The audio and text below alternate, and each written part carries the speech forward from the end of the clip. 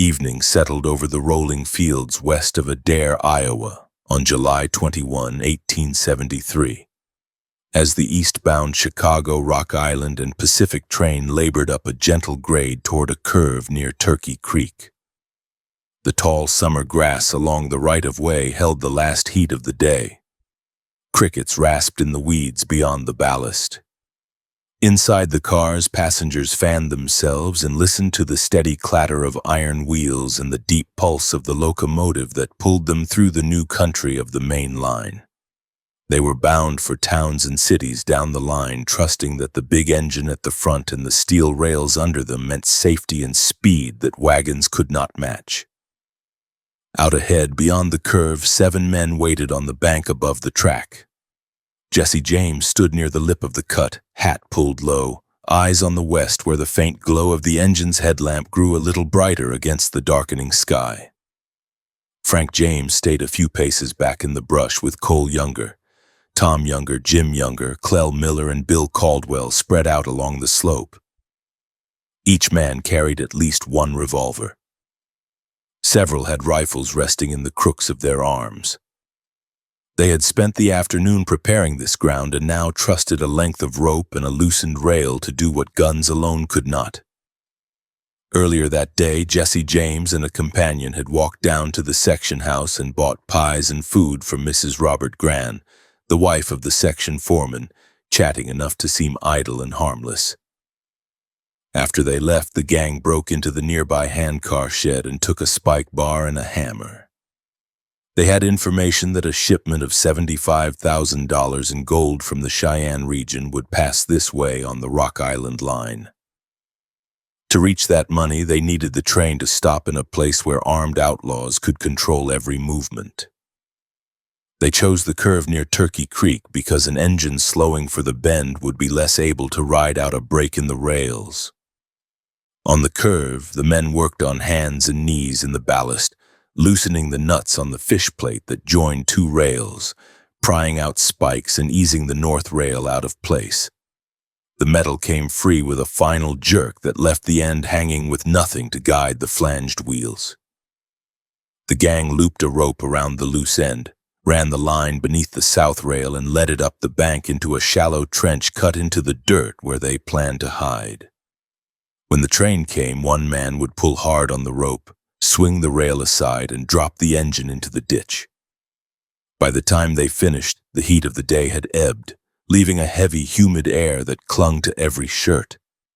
The gang returned to their camp in the nearby hills, checked weapons and ammunition, and waited through the slow hours until dusk.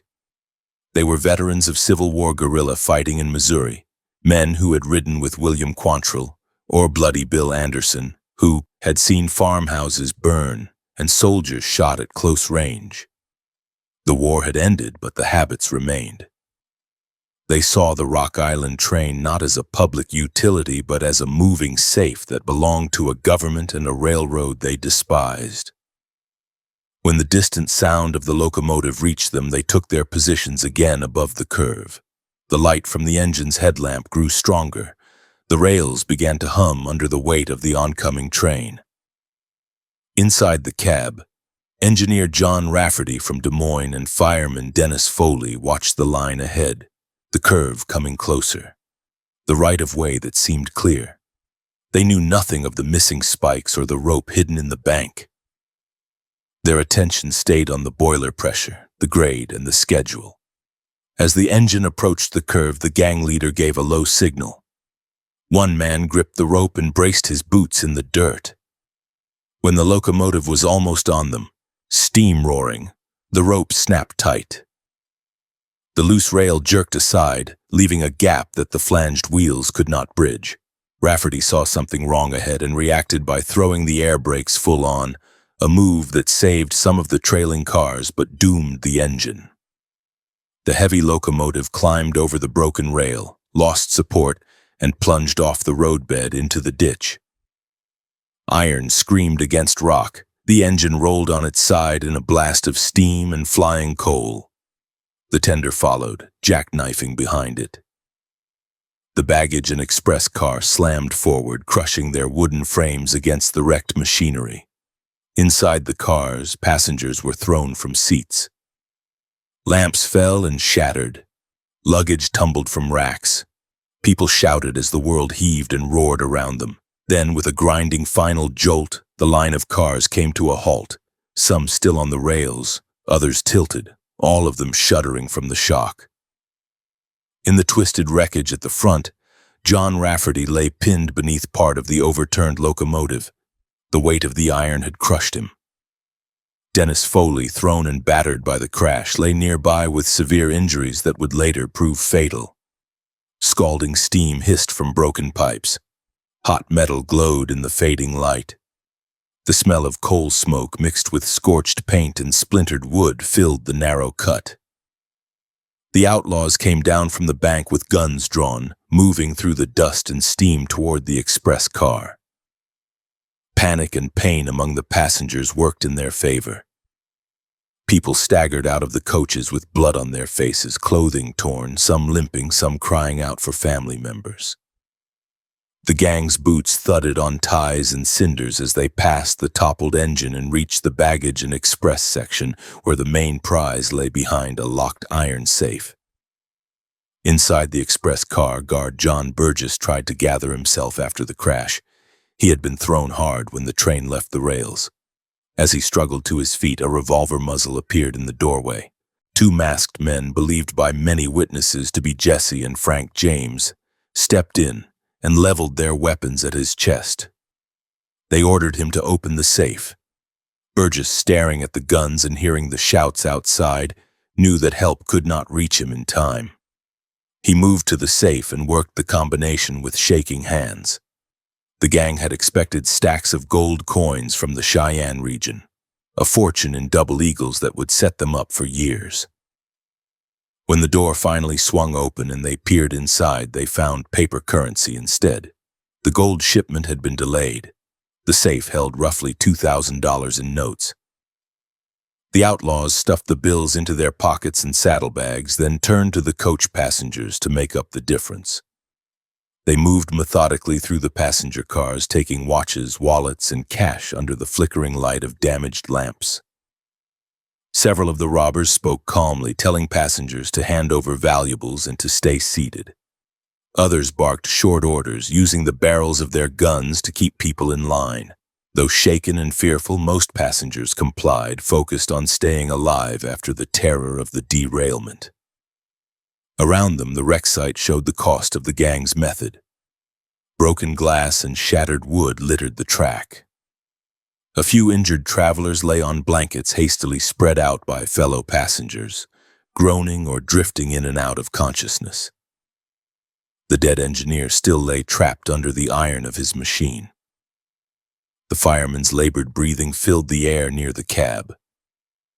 Children cried. Women tried to calm them while watching armed strangers move up and down the aisle. The robbery itself took only minutes. Once the safe and passengers had been stripped of cash and portable valuables, the gang gathered near the rear of the train, where their horses waited in the darkness beyond the right-of-way.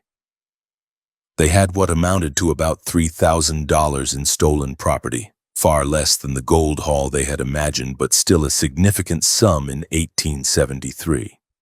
They mounted and rode south toward the Missouri border, leaving the wrecked Rock Island train behind them in the night, its cars leaning at odd angles along the curve.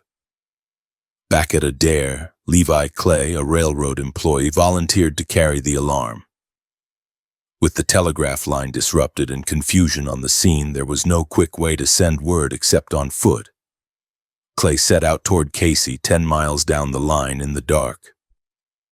He covered the distance on rough ground, guided by the rails and the faint shapes of fence lines, driven by anger at the wreck and concern for the injured. When he reached Casey, he found the telegrapher and passed on the news that the Rock Island eastbound had been derailed and robbed. Telegraph messages shot out from Casey to Des Moines, Omaha, and Council Bluffs. Railroad officials and law officers on both ends of the line grasped at once that this was not a simple accident. Someone had deliberately removed a rail, killed an engineer, injured passengers, and looted the express safe and cars. Within hours, an armed train left Council Bluffs carrying railroad detectives, law officers, and picked men. As it moved east, it dropped small detachments at various points where saddled horses waited, creating a string of mounted posses ready to sweep the countryside. The gang, now riding hard through the dark farms and timber belts of southern Iowa and northern Missouri, had hoped that derailment and shock would buy them enough time to vanish without serious pursuit. They misread the new balance of power that came with a linked network of telegraph lines, organized railroad security, and a public enraged by an attack on a passenger train. The wreck at Adair was not an isolated frontier crime. It was front-page news from Iowa to the eastern cities by the next day. From the telegraph offices and railroad headquarters, the response widened. The Pinkerton National Detective Agency began collecting clippings, witness statements, and every scrap of information related to the derailment and robbery. Agents had already tracked members of the James and Younger families in connection with bank robberies in Missouri and Kentucky. The Adair wreck gave them a new incident to pin on the same circle of former guerrillas. Pinkerton files thickened with photographs, aliases, and reports that linked the scene near Turkey Creek with familiar names from Clay County and Jackson County across the state line. On the ground, local sheriffs and deputy marshals organized search parties that followed any sign of a trail leading south from Adair. Farmers reported strange riders moving in small groups at night. A few stray coins and thrown-away items turned up along rural lanes. In some towns, frightened residents formed committees to guard depots and bridges. The Rock Island and other lines began to look at curves, trestles, and isolated stretches as vulnerable points where small bands of men could tear up the rails and strike trains that carried not only private freight but also United States mail and at times government shipments. In Missouri, the James and Younger families closed ranks. They had been protecting one another since the end of the war. Relatives and sympathizers provided barns, cellars, and wooded hollows where the gang could hide and rest. Even there, the Adair job changed the pressure. Newspapers described the derailment in harsh language, focusing on the deliberate killing of engineer John Rafferty and the severe injuries of Dennis Foley.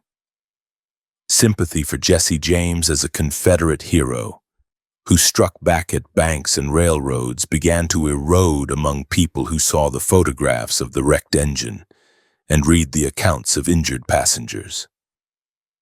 The Rock Island robbery did not end the gang. It did something more subtle. It marked them in the eyes of the railroads and of the Pinkertons as men who had crossed a line. The method they used at Adair, pulling off a rail to wreck a moving passenger train, showed a willingness to risk mass casualty. That, combined with the theft of money carried under contract and the disruption of United States mail, turned them into a top priority. From that night forward, every train robbery in the region drew immediate suspicion toward Jesse James, Frank James, Cole Younger, and their associates. The men who had crouched above the curve near Turkey Creek had expected a single score against one train that carried gold. Instead, they had derailed a passenger run, destroyed a locomotive, spilled blood on the ballast, and drawn the full attention of both the Rock Island Railroad and the federal government. Armed guards on later trains carried better weapons and stricter orders. Track crews watched curves and bridges more closely. Lawmen began to ride specific sections of line as a regular patrol. The Outlaws rode away into the dark with their $3,000. Yet in that same night, they helped build the very net of law and corporate power that would tighten around men who tried to raid United States supply and mail trains in the years to come. The plains of western Nebraska on September 18, 1877, when Union Pacific Express train number 4 eased down to a water stop at Big Springs. The air was dry and cool after the long daylight, the kind of stillness that carries every sound. The locomotive's stack threw sparks into the dark as it drifted toward the wooden tank, air brakes sighing, metal shoes clamping onto the wheels until the train came to a controlled halt beside the lonely station and the low-frame depot. The stop at Big Springs was routine on the schedule sheet, a place to take on water and check the line before running east toward more settled country. The station grounds held a tank, a simple pump house, a telegraph office, and the house where station master John Barnhart lived. Beyond that small cluster of buildings, the prairie rolled away under the stars, broken only by the ribbon of track, the faint shine of the South Platte River, and the silhouette of a single cottonwood locals called the Lone Tree. Inside the station earlier that evening, Barnhart had been surprised when a group of armed men appeared and took control of his workplace without a wasted motion. There were 6 of them. Witnesses later remembered names that matched known hard cases from the trail towns and the Black Hills. Sam Bass, Joel Collins, Jack Davis, Tom Nixon, Bill Heffridge, and Jim Berry. They wore trail dust on their clothes but kept their weapons clean. As they surrounded Barnhart, they made it clear with short, flat voices that he would cooperate or die where he stood. Bass and Collins had come north with cattle the previous year and had lost their money in Deadwood and Ogallala. Stage robberies in the Black Hills country had followed, but the returns had been small. The plan at Big Springs was meant to fix that. Union Pacific Express train number 4 was running out of San Francisco toward the east with a baggage and express car that might, if luck turned, hold government shipments or bank consignments. The 6 men wanted a larger stake than any they had taken from coaches in the hills. With Barnhart under guard, the gang waited. They kept the lights low in the depot and stayed off the platform until they heard the approach of the train. From the distance came the steady exhaust of the engine and the rattle of freight and passenger cars behind it, growing louder as the headlight beam cut a white tunnel through the dark. The locomotive rolled in beside the tank, hissing steam, tender sliding under the spout while the firemen made ready to take on water. Most of the passengers dozed in their seats or shifted in their sleep, unaware that the quiet station was in hostile hands. As the engine stopped, the Outlaws moved. 2 men covered the engine crew, taking them out of play before they could grasp what was happening. Others climbed down between cars and clambered toward the express and baggage section where the strongboxes were kept. The way they tooled and split tasks showed practice. This was not a wild rush. It was a controlled boarding of a train that had been turned into a target. Inside the express car, the messenger on duty saw figures at the door and reached toward his weapon. A revolver muzzle met his movement. One bandit stepped in close, ordering him to keep his hands away from the gun and to open the smaller way safe where passengers' valuables and routine consignments were kept. The messenger, badly outnumbered, spun the combination and pulled the door wide. The robbers scooped out roughly $450 in cash and easily carried items. That was far below what they had risked their lives to get. The express messenger then told them what they did not want to hear. The larger safe in the car was on a time lock and would not open until the train reached its scheduled destination. One outlaw refused to accept that answer and beat the messenger with the butt of a pistol, splitting skin and knocking him down onto the floor. Another scanned the dials and mechanism, trying to decide whether the man was lying or whether the safe would stay closed no matter what they did. Sam Bass made a hard calculation in that cramped space. Staying longer inside a lit car at a station where any passing rider or section hand might stumble onto them increased the chance of a gunfight or a rapid response from armed men down the line. The take so far was disappointing, but a few $100s and some baggage were better than leaving bodies and drawing the full power of the railroad and federal authorities. He gave the order to pull out. The decision shifted again in the next breath. As the gang started for the door, one of them noticed 3 plain wooden crates stacked near the main safe. The express company had treated them as ordinary freight, yet they sat close to the most secure compartment in the car. Curiosity and desperation met in that moment. A pry bar went under the lid of the top box and jerked it up. Inside lay rows of heavy new $20 gold pieces, fresh from the San Francisco Mint, packed in straw and paper. The men froze for a heartbeat as they understood what they were seeing. Those 3 crates together held about $60,000 in minted gold, a weighty fortune headed toward an Eastern bank as part of the flow of hard money that kept federal finance and private credit linked across the continent. These coins were not stray gambling winnings or ranch payroll. They were part of a carefully insured shipment that involved the Union Pacific, express companies, and major banking houses. The gang's mood changed from frustration to hard focus.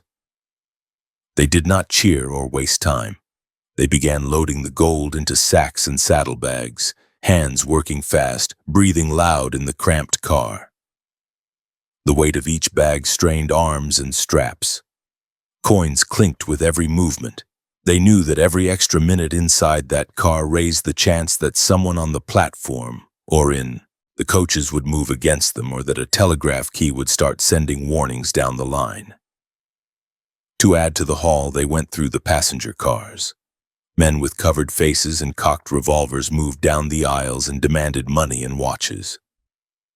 Passengers handed over roughly $1,300 in cash and 4 gold watches.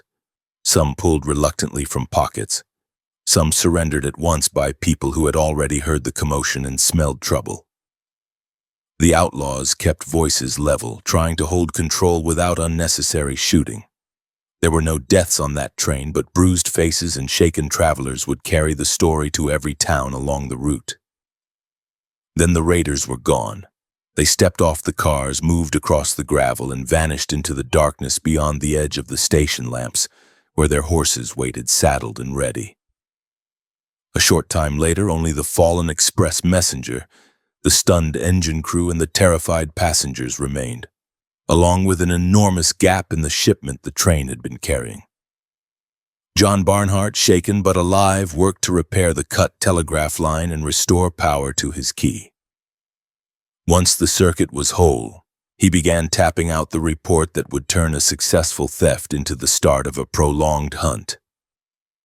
The message went to Cheyenne and along the Union Pacific system, setting off alarms in company offices and law enforcement circles. A train carrying large amounts of minted gold had been held at a water station and stripped of its shipment by 6 armed men. By the next day, newspapers in Omaha and other cities were already printing details. The amount stunned readers.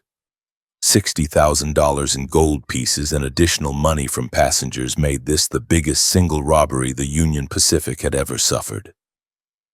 The remote station and the dark hour added color, but what truly seized attention was the combination of a federal mint shipment and an apparently well-planned raid that had struck at the heart of a major railroad's express line. For the 6 men who had ridden out into the prairie with their heavy bags, the first hours after the robbery felt like triumph. They headed toward their camp near Ogallala, pausing at points along the way to cache part of the gold in the ground. Accounts speak of them burying coin under the lone tree or along the riverbank before riding into town, pretending to be ordinary cattlemen on a spree. In Ogallala, they bought supplies and took drinks, trying to appear casual while they carried the knowledge of what lay hidden under the soil outside. What they could not see from the saloon doors was the scale of the reaction forming around them. Union Pacific officials placed private detectives on the case. Rewards were offered. Army officers at posts in Kansas and Nebraska received word that troops might be used in support of posses. County sheriffs who might have ignored lesser crimes took a very different view of a gang that had seized mint gold from an express car. The robbers divided the loot into 6 shares under open sky, each pile amounting to about $10,000 in coins, with smaller sums in paper and jewelry on top. For men who had been broke only months before, the sight of bright gold laid out in neat stacks on a blanket was something they had only imagined. They believed they had solved their money problems for good and had done so without firing a fatal shot. They did not grasp how distinctive those coins were. New $20 pieces in large numbers were easy to spot in small towns and cattle camps. Spending them in quantity drew attention in places where ordinary people rarely handled such sums. That was the mistake that would kill or scatter nearly every man who had boarded train number 4 at Big Springs that night. Within a week, Joel Collins and Bill Heffridge had ridden south and east into Kansas carrying their shares. At Buffalo Station, a small settlement near the line of the Kansas Pacific, they bought supplies and moved among townspeople who had already heard of the Nebraska robbery. Station agent C.A. Sternberg noticed their nervous manner and the inscription on an envelope Collins dropped, tying him to Ogallala. Sternberg quietly informed Sheriff George Bardsley, who had been watching for any trace of the gang. Bardsley gathered a small posse that included United States soldiers from nearby Fort Hays. They intercepted Collins and Heffridge on the prairie, and at first spoke with them as if nothing were certain, asking the pair to ride back to the station for questions. When Collins realized the trap was closing, he told his partner that if death was coming, they might as well face it armed. The brief fight that followed ended with Collins shot from his saddle and Heffridge also killed by a mounted soldier. The posse recovered nearly $20,000 in gold from the bodies. Farther east, Jim Barry's fate unfolded more slowly.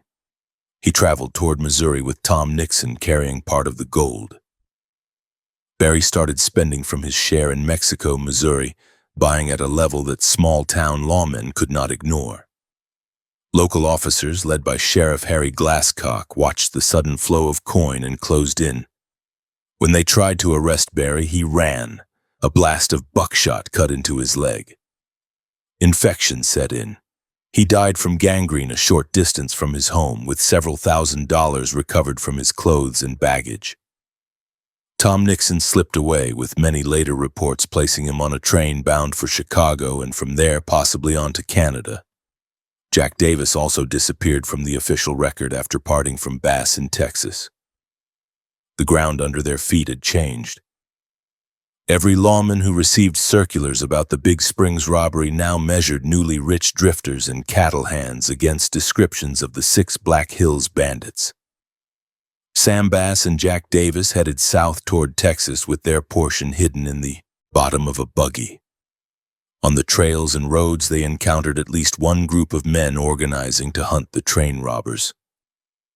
Bass met them with a straight face and claimed to be searching for the same criminals, pointing them one way while he and Davis went another. The ruse worked in the short term. It did not remove the longer consequences of having struck a federal gold shipment on a major line. Back in Nebraska and along the Union Pacific offices, the lesson of Big Springs sank in. A small band with revolvers and a willingness to use intimidation had taken a fortune from a train that linked the Mountain West to eastern banks. Railroad officials increased the use of armed express guards, encouraged coordination with federal marshals, and pressed for better laws against train robbery in territories that still lacked strong statutes. The message was simple. Any future attack on a train carrying mail, payroll, or government consignments would bring more than a local posse. It would bring cooperation between railroad detectives, county officers, and, when needed, regular troops or specialized frontier units. For Bass, the Big Springs robbery became both the peak of his criminal earnings and the starting point of a new level of pursuit.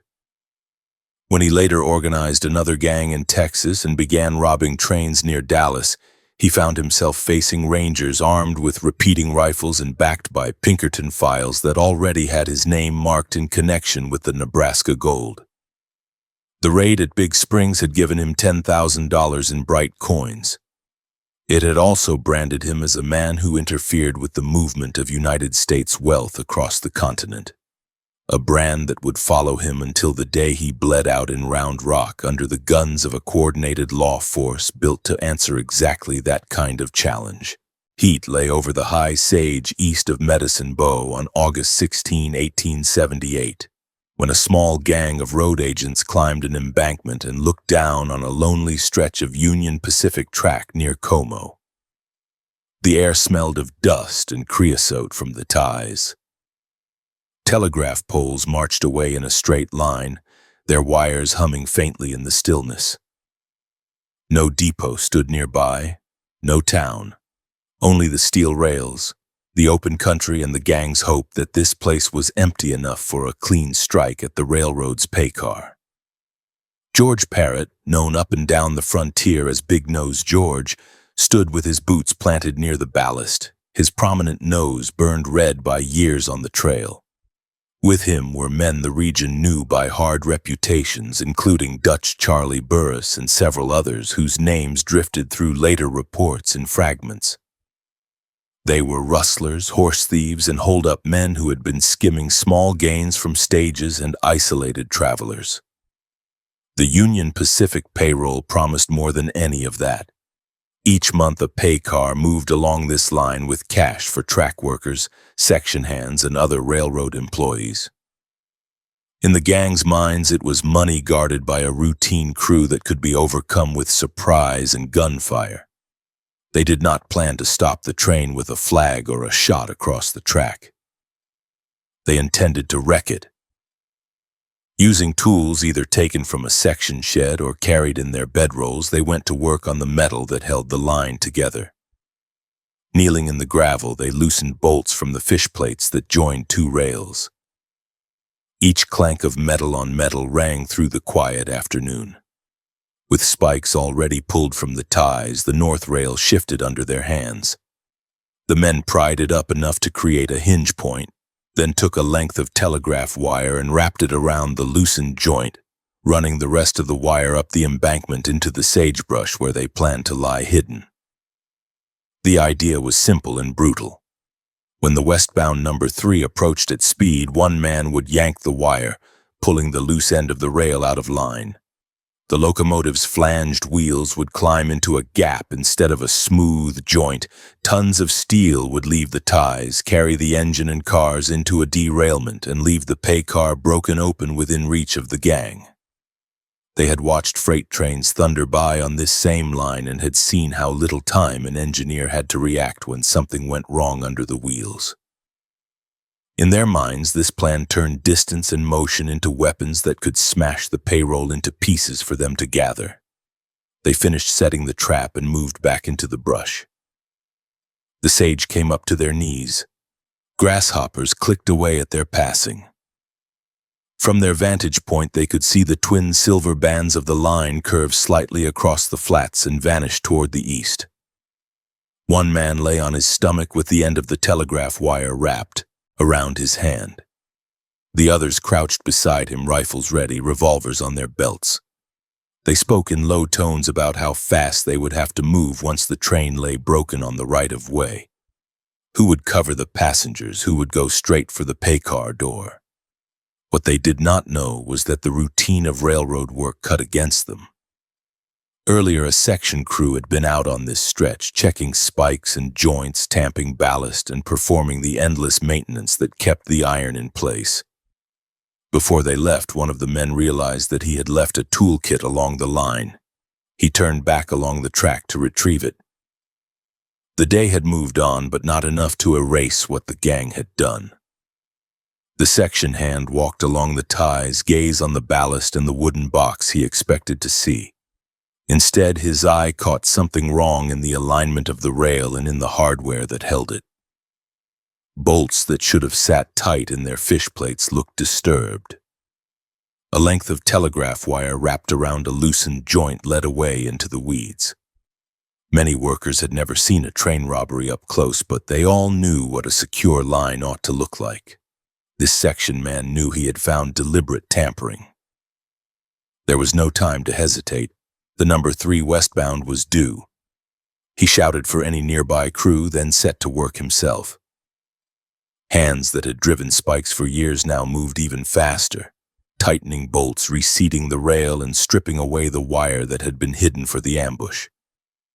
Sweat ran into his eyes as he leaned on his wrench. Gravel shifted under his boots. Every minute he spent on that joint was a minute closer to the arrival of the pay car hurtling along the rails. Up on the embankment, Big Nose George and his partners watched with growing alarm. The man on the wire felt the tension go slack in his fingers as the crew pulled his trap apart. Someone cursed under his breath. Rifles shifted in nervous hands. The Outlaws had counted on emptiness, on the idea that this section of track saw only the locomotive and the pay car at regular intervals. They had not pictured a section crew doubling back for forgotten tools, or a worker with enough experience to recognize a booby-trapped joint in seconds. They faced a hard choice. They could stand up and open fire on the section men, trying to drive them away and finish the sabotage before the train arrived. That would mean gunshots echoing across open ground, bodies on the ballast, and telegraph messages racing ahead of them. Or they could accept that the attempt had collapsed and vanished before someone followed those wires back into the sage. They chose to remain unseen. Hidden among the gray shrubs, they watched the worker finish tightening the bolts and walk away.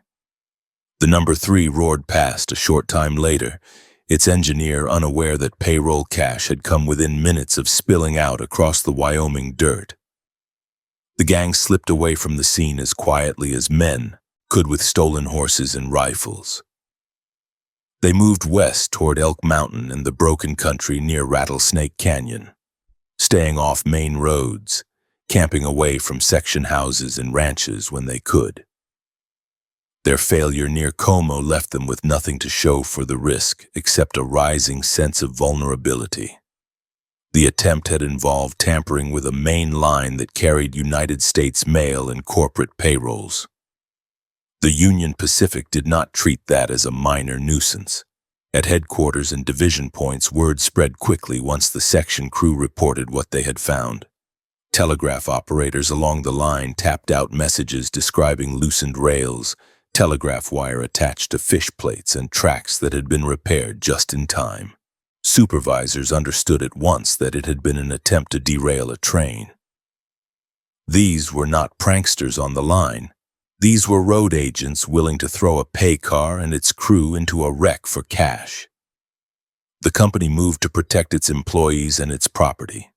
Local officials in Carbon County received the same news. The area already held coal camps, small settlements, and ranches that depended on the railroad. A destroyed train could kill workers, travelers, and residents as easily as company men. The county sheriff, Robert Bob Widowfield, coordinated with Union Pacific Special Agent Henry Tip Vincent to track the gang that had tampered with the track. Vincent had been a soldier before he took service with the railroad. Widowfield knew the country and the way men moved through it when they wanted to stay unseen. Together they set out westward, following sign that led toward Elk Mountain. Reports from ranchers and herders pointed toward a band of armed riders moving through the foothills, leaving ashes in small camps and traces along water sources. Widowfield and Vincent read the ground the way other men read ledgers. Hoof marks near creeks, cut branches where horses had been tied, and scraps of food wrapping near fire pits all built a picture of a group moving steadily toward rougher ground. The 2 lawmen rode into that country with caution but without a large escort. They were 1 deputy and 1 company detective, not a column of troops. The gang knew they were being followed. Somewhere near Rattlesnake Canyon, a narrow cut in the land near Elk Mountain, a lookout spotted the riders approaching from a distance. The Outlaws had made camp there among rocks and brush, a place where they could see far and move out through several draws if pressed. When the lookout warned them that 2 mounted men were riding in on the trail of their earlier camps, the gang understood that the attempted wreck near Como had not gone unnoticed or unconnected. They stamped out their campfire, scattering coals and ash, and took up positions among the rocks above the trail. Rifles were loaded and checked. The country here was not wide open prairie. It was broken ground with pockets of cover, perfect for setting an ambush against men who thought they were about to walk into an empty campsite. The same willingness to use distance and terrain against a train now turned toward the pair of men who had ridden out from Carbon County with warrants and questions. Widowfield and Vincent reached the cooled fire ring and dismounted. The deputy sheriff ran his hand through the ash and felt lingering warmth. That told him the camp was fresh. Bedroll marks, picket points for horses, and scattered bones from earlier meals confirmed that a group had been here very recently. The lawmen scanned the rims of the canyon and the brush above them, looking for movement, but saw only rocks and scrub. They were still reading the ground when the first shot cracked from the rim. A bullet hit Widowfield in the face. He dropped to the earth beside the dead fire without a chance to fire back. Vincent lunged for cover, trying to get behind a rock outcrop, but more rounds came down from the heights. He took at least one bullet as he turned. Accounts later described him going down in the first moments of the attack, his body found some distance from his partner where he had tried to reach a safer position. The outlaws climbed down after the shooting stopped, stepping carefully around the bodies. They took weapons, ammunition, and at least one horse from the fallen men. Then they tried to hide what they had done. Shovels bit into the rocky soil. They scraped out shallow graves or covered the corpses with rocks and earth in an effort to delay discovery. In the canyon's silence, the fresh dirt and disturbed stones marked the spot where 2 frontier officers had died, enforcing both local law and the railroad's determination to protect its line. The attempt to cover tracks did not hold. When Widowfield and Vincent failed to return, search parties went out. Men from Carbon and nearby camps fanned through the Elk Mountain country. They found sign of a camp, scuffed ground where horses had milled and drag marks leading to disturbed earth. The bodies were uncovered and carried back to town. People saw the bullet wounds on the deputy's face and the detective's body and knew this was not a case of men lost in rough terrain. They had been killed at close range while tracking the team that had tried to wreck a train. Outrage followed. The murder of a county deputy and a Union Pacific special agent in the same incident struck hard in a region that depended on the line for pay, freight, and connection to the outside world. The company and the territory offered rewards that together reached $20,000 for the capture of the men who had tampered with the track near Como and then ambushed the officers near Elk Mountain. Posters naming Big Nose George Parrott, Dutch Charlie Burris, and others went up in rail towns, mining camps, and saloons. For the gang, the failed payroll raid had turned into something far more serious than a missed chance at cash. They had not only drawn the attention of the railroad. They had killed men who wore badges and carried company commissions. Every telegraph operator along the line knew their names. Every sheriff between Wyoming and Montana had their descriptions. Soldiers at frontier posts heard their story told in mess halls and barracks. The outlaws moved north and west, but the space in which they could travel safely shrank with every retelling of what had happened at Rattlesnake Canyon. Dutch Charlie Burris was the first to fall into custody. In early 1879, officers caught him and placed him on a train bound for Rawlins so he could stand trial for the murders. Citizens of Carbon and the nearby camps did not wait for a judge to speak. When the train stopped at the coal town, a mob boarded the cars, dragged Burris out, and marched him to a telegraph pole. They put a rope around his neck and hanged him there while the train stood on the siding. The pole that had carried wires reporting the attempted wreck now carried the body of one of the men responsible. Big Nose George lasted longer on the run. He drifted to Milestown, now Miles City in Montana, where cattle, soldiers, and merchants moved through town in a steady flow.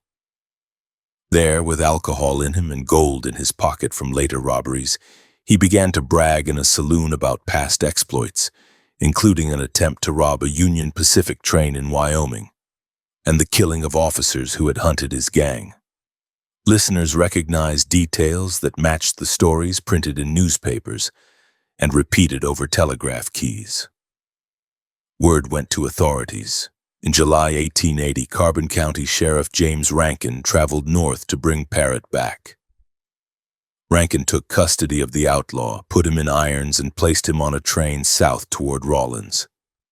Along the way, the same rough justice that had taken Dutch Charlie waited at Carbon. A mob forced its way onto the train, intending to drag Big Nose George out and hang him on the spot. This time, Rankin and a few others managed to hold the crowd off long enough to keep the prisoner alive. Parrott reached Rawlins to face a formal indictment, trial, and sentence. The court found him guilty of the murders of Widowfield and Vincent. He heard a judge set a date when the law would hang him. Before that day came, he tried to break out of the Rawlins jail, attacking Sheriff Rankin with a piece of stovewood and shackles and beating him badly. The escape failed. Word of the assault spread through town. On a March night in 1881, masked men arrived at the jail, forced entry, took Parrott from his cell and led him to a telegraph pole near the depot. There they put a rope around his neck and lynched him while a crowd watched in the street. Doctors later used his body for grim experiments. A piece of his skull went to a young medical assistant.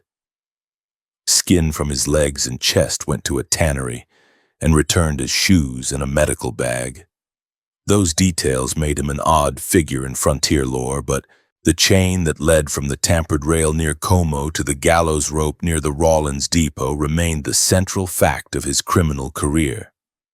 An attempt to derail a Union Pacific payroll train for quick money had grown into a case that mobilized corporate resources, territorial law, and local vigilantes in a wide arc. After the Medicine Bow attempt, section crews inspected joints and fish plates more carefully. Foremen who walked the line paid close attention to any bolt or spike out of place. The Union Pacific expanded the duties of its special agents, giving them broader authority to investigate threats to trains and payrolls. Telegraph operators knew to report anything unusual along isolated stretches. The company understood that its rails and pay cars were targets in a country where some men thought steel and schedules could be turned into ambushes. Big Nose George and his gang had wanted a single sharp blow against a moving pay car in open country. They had assumed that the remoteness of the Wyoming high plains, the small size of the section crews, and the routine nature of the monthly payroll would give them an edge. Instead, a worker who turned back for forgotten tools, a deputy and a railroad detective who followed their trail, and a network of wires and officials that reached from coal camps to Montana turned the plan into a sequence of failures and deaths that ended under a telegraph pole.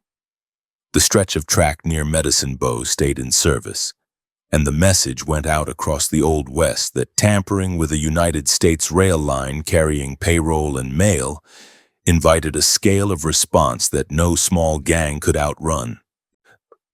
Rain moved across northern Alabama on March 11, 1881, carried on a steady wind that swept along the north bank of the Tennessee River. On the bluffs above the water, piles of dressed stone stood in ordered stacks, ready to be laid into the walls of new canal locks.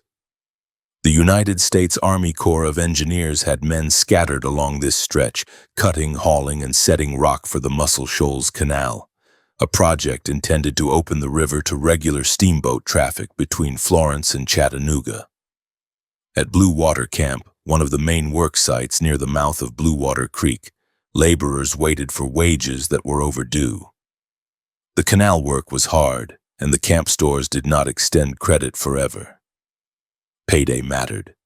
The man responsible for bringing that money from Florence to the camp was Alexander G. Smith. Official papers listed him as receiver of materials, but the men on the canal knew him as the paymaster. He checked invoices for lumber and iron, signed off on deliveries, and when the time came, rode into town to collect cash for the workforce. He was not a soldier. He did not carry a detachment of infantry. On most trips, his only companions were his own revolver in a holster and the gelding under his saddle. On that Friday morning, Smith rode northwest from Blue Water Camp toward Florence, following the rough road that paralleled the river. In Florence, he went to the Campbell Banking Company and drew the funds authorized for the month's payroll. Bank clerks counted out bundles of banknotes and coin while he watched, then placed them in a packet and a small money bag. When they finished, he carried about $5,240.18 in public funds, a mixture of gold coins, paper in large denominations, smaller bills, and some change. It was enough to pay scores of stonemasons, laborers, and boatmen along the canal line. Smith divided the load. The banknotes went into an inner pocket sewn inside his coat close to his chest where a pickpocket or roadside thief would have trouble reaching. The gold and silver coin went into a leather sack that he tied to the saddle pommel. He checked the cinch, spoke a brief farewell to the bank staff, and turned his horse back toward Blue Water Camp. The distance from Florence to the camp was about 15 miles. On a clear day, the ride could be pleasant. That afternoon, the sky had turned low and gray, and wind pushed thick sheets of rain across the road. While the paymaster worked his way south and east through the weather, 3 men rode within striking distance of his line of travel. Jesse James had come down from Tennessee with 2 partners, William Whiskeyhead Ryan and a man widely believed to be Jesse's cousin, Wood Height. They had been living quietly on the outskirts of Nashville under assumed names, resting after earlier train robberies in Missouri and Kentucky. News of the canal payroll and of a paymaster who traveled alone or with minimal assistance over back roads reached their circle. The sum involved was far less than a large railroad haul, but it was sure money drawn from an established bank for a government project. The 3 outlaws studied the route between Florence and Blue Water Camp. They learned where the road left the river, where it crossed smaller creeks, and where private gates stood across lanes that cut through fenced land. One stretch between Shoal Creek and Blue Water Camp offered what they wanted, a gate that would force a lone rider to dismount and swing the barrier aside. The land there had brush and woodland close enough to conceal armed men. In poor weather, any passers-by would keep their heads down and their eyes on the rutted road rather than on the trees. By mid-afternoon, the 3 had taken up positions near that gate. Horses stood tethered a short distance back, reins secured to low branches. Ryan and Height waited with revolvers under their coats. Jesse James, experienced from long years of ambush work since the guerrilla days in Missouri, watched the road and the ridgeline. Rain-soaked hats and shoulders. It also muffled sound and discouraged casual travelers. They saw no one for some time except a distant farmer with a wagon who turned off before reaching their point. Near 4 in the afternoon, Smith's horse came into view along the muddy track. He leaned forward in the saddle against the rain, cloak pulled tight, hat brim shedding water. He saw the gate ahead and no one on the road. The barrier was closed. The paymaster slowed, swung down from the saddle, and walked to the latch with his gloved hand. He kept his back to the nearby brush, focused on the task of moving the gate so he could finish the ride and reach the camp before full dark. When he lifted the latch and began to pull, the 3 men stepped out with guns already drawn. There was no shouted warning. Revolver barrels were up and steady, aimed at his chest and head. One man took hold of the horse's reins. Another ordered Smith to raise his hands. They relieved him of his pistol and searched him at the roadside, patting down his coat and waist. Fingers found the thick packet in the inner pocket. The leather bag tied to the pommel hung in plain sight, heavy with coin. Smith understood without explanation that these were not local boys looking for a few dollars. Masking and clothing hid faces, but the way the men moved, the coordination, and their focus on his midsection where money might lie, all spoke of practice. They took the envelope of notes from his coat, cut loose the money bag, and checked his watch and pockets. They kept the federal payroll and his revolver, but after a moment they handed back his personal wallet and his gold watch. The small courtesy did not change the fact that he now stood on an empty stretch of road with armed strangers holding government funds that he was sworn to protect. The robbery did not end there. Rather than leave the paymaster behind where he might quickly raise an alarm, The gang placed him back on his horse and kept him with them. One outlaw rode close beside him with a pistol visible, reminding him that any attempt to break away would likely end in a bullet. They turned off the main road and headed into rougher country, taking narrow lanes and cut paths that pointed north toward more isolated barrens. The rain thickened into a driving storm that soaked clothing and turned low spots on the trail into heavy mud. For hours they rode through the darkening countryside. Smith had to keep his seat on a tired horse while the three outlaws set the pace. They passed through patches of scrub oak and open stretches of worn grassland, far from the river lights and canal camps. The paymaster's mind had to carry details he might later need, such as the way one man's voice sounded, the approximate distance they had come, the feel of certain grades in the road. At the same time, he had to keep control of his fear. A man taken as a hostage in such conditions could not be sure how the ride would end. At some point in the night, the group halted in a desolate area that offered shelter from the wind and a screen from any nearby homesteads. There, the three men dismounted and went through the proceeds. They opened the packet from Campbell Bank and counted the banknotes, stacking $50 bills in small piles, then tallying the smaller notes and change. The bag of coin produced bright gold and silver pieces that caught what little light reached them through breaks in the clouds. The total matched what Smith had collected in Florence, a little over $5,200. The robbers divided the money into 3 shares, each man taking roughly equal portions of coin and paper. Their conversation, short and direct, focused on where to ride next and how quickly news would spread through the canal line and the towns beyond. They knew that men at Blue Water Camp would expect pay and would notice its absence. They also knew that they had struck not a private shipment but funds earmarked for a federal project, which meant that authorities beyond a county sheriff might become involved. When they finished dividing the money, they turned back to Smith. Instead of killing him and leaving his body in the scrub, they untied his hands and returned his personal cash and his watch. One of them told him he was free to go. They did not give him directions or escort him back toward the canal, only told him to ride away and not look back. In a driving rain under a sky with few visible stars, he had to find his way across rough ground toward a camp that lay miles to the south. Smith rode through the night, guiding his horse by memory, by the feel of the land, and by brief glimpses of familiar landmarks whenever lightning lit the horizon. The animal stumbled more than once in unseen ruts and low spots, but kept going. Sometime near dawn, he reached the vicinity of Blue Water Camp. Men there saw a weary rider come in from the storm, clothing soaked, face lined with exhaustion. Once they recognized him as the paymaster, they gathered to hear what had happened to the payroll. He told his story to Colonel William R. King, the Corps officer in charge of work on the Tennessee and Cumberland rivers in this district. King had been overseeing the construction of 9 locks in the canal channel for years, watching labor gangs place cut stone along 14.5 miles of riverbank. He now had to deal with an attack on public money under his responsibility. The account Smith gave was detailed and consistent.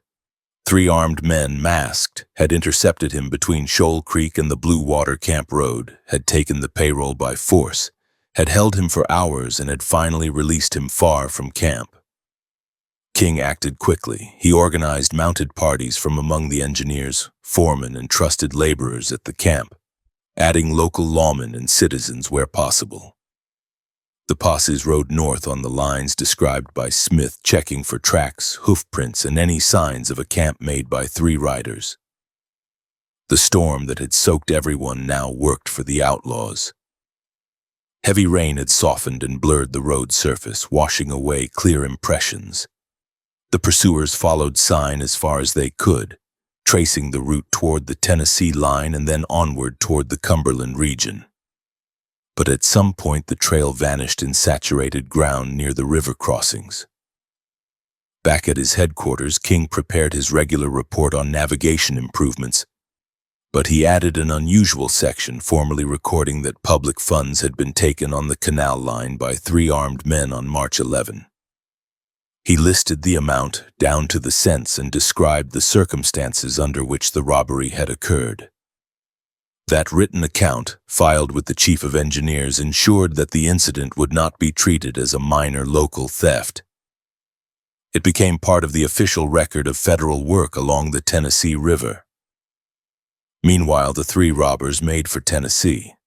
They moved toward the outskirts of Nashville, melting into the pattern of farms and small communities that ringed the city. Jesse James and his family had been staying near White's Creek under an assumed name, keeping a low profile. After the Muscle Shoals robbery, he returned to that arrangement, watching newspapers and listening to talk in local stores for signs that anyone had traced the crime to the James Circle. Ryan and Haidt shifted between hiding places, trying to blend in with other itinerant men who came and went from the city's edges. For about 2 weeks, nothing broke. Then on March 26, William Whiskeyhead Ryan rode up White's Creek Pike toward a local store and saloon. The weather again was poor, with freezing rain falling. Ryan decided to stop for food and drink instead of pressing on. Inside the establishment, which sold groceries and served meals along with liquor, he ordered oysters and a bottle of strong Tennessee whiskey. As the alcohol took hold, his behavior turned loud and unsteady. A disturbance followed, enough to draw the notice of the local law. When a constable or deputy confronted Ryan over the fight, they searched him. In his pockets and on his person, they found a large amount of gold and currency, far more than a drifting man without visible employment usually carried. The officers knew from telegraph notices and word passed among lawmen that a federal paymaster had been robbed on the Muscle Shoals Canal, and that a significant sum had been taken, much of it in gold. The combination of Ryan's behavior, his sudden wealth, and his lack of a credible explanation for the money convinced them they had found a suspect. They placed him under arrest. Authorities in Alabama and the Corps of Engineers leadership were notified. Within days, Alexander G. Smith traveled to Tennessee, where he was asked to look at the man being held. Smith identified Ryan as one of the 3 who had stopped him at the gate near Shoal Creek. The identification did not rest solely on facial recognition. Smith also recognized certain details of build and voice. Ryan denied everything, insisting that his money came from other sources. The existence of the gold pieces themselves and their similarity to those drawn from Campbell Bank for the canal payroll weighed heavily against him. As investigators in both states dug deeper, the outlines of a larger picture appeared. Testimony and later confessions from gang member Dick Little linked Jesse James, Frank James, Wood Haidt, and William Ryan to a pattern of crimes that included not only the Muscle Shoals payroll robbery, but stage and train robberies in Kentucky and Missouri. Reports placed Jesse and Frank living near Nashville in the months before the canal job, under assumed names, and leaving town hurriedly once Ryan's arrest became public. Jesse moved his family back to Missouri, settling in St. Joseph under the name Thomas Howard. Frank left for Virginia, seeking quieter ground and some measure of distance from the tightening circle of investigations. The robbery of a federal paymaster in Alabama had drawn in not just county sheriffs, but United States marshals and federal prosecutors. The money taken had belonged to the United States government, and the victim had been an employee of the Corps of Engineers carrying wages for a federally funded canal. That combination made the case a national matter rather than a purely local crime. 3 years later, the federal case against Frank James reached a courtroom in Huntsville, Alabama. In April 1884, in a room crowded with reporters, local citizens, and former soldiers from both sides of the Civil War, Frank sat at a long table with his wife, his son, and 3 attorneys. The prosecution team, representing the United States government, presented witnesses including tavern keeper Tom Peden, Paymaster Alexander Smith and others who claimed to have seen or interacted with men they believed to be members of the James Circle around the time of the robbery. Smith took the stand and described once again how 3 armed men had stopped him on the canal line and taken the payroll. He told the jury about the gate, the revolvers, the ride into the Barrens, and the eventual release. He identified Ryan firmly. When pressed on whether Frank James had been one of the 3, he said he believed so, but could not swear to it beyond doubt. Other eyewitnesses also fell short of absolute certainty when defense counsel pressed them. The strongest narrative link came from gang member Dick Little, who testified that Jesse and Frank James and William Ryan had left Nashville together shortly before the robbery, and had returned afterward with their facial hair trimmed and their manner changed. Under cross-examination, however, Little admitted that he had struck agreements with Missouri authorities and that he hoped to secure his own position through cooperation. Many in the Huntsville audience distrusted him and said so openly in private conversation.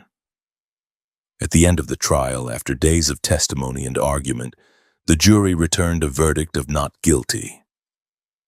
Frank James walked out of the Huntsville courtroom a free man, at least as far as federal charges for the Muscle Shoals robbery were concerned. The acquittal did not erase the Corps' internal conclusion that the Blue Water payroll had been taken by members of the James Circle, but it did mean that no one would serve a federal sentence specifically for holding Alexander Smith at gunpoint on the canal line in March 1881. For the laborers at Blue Water Camp, the longer story was more practical. The stolen funds were eventually replaced and workers received their pay.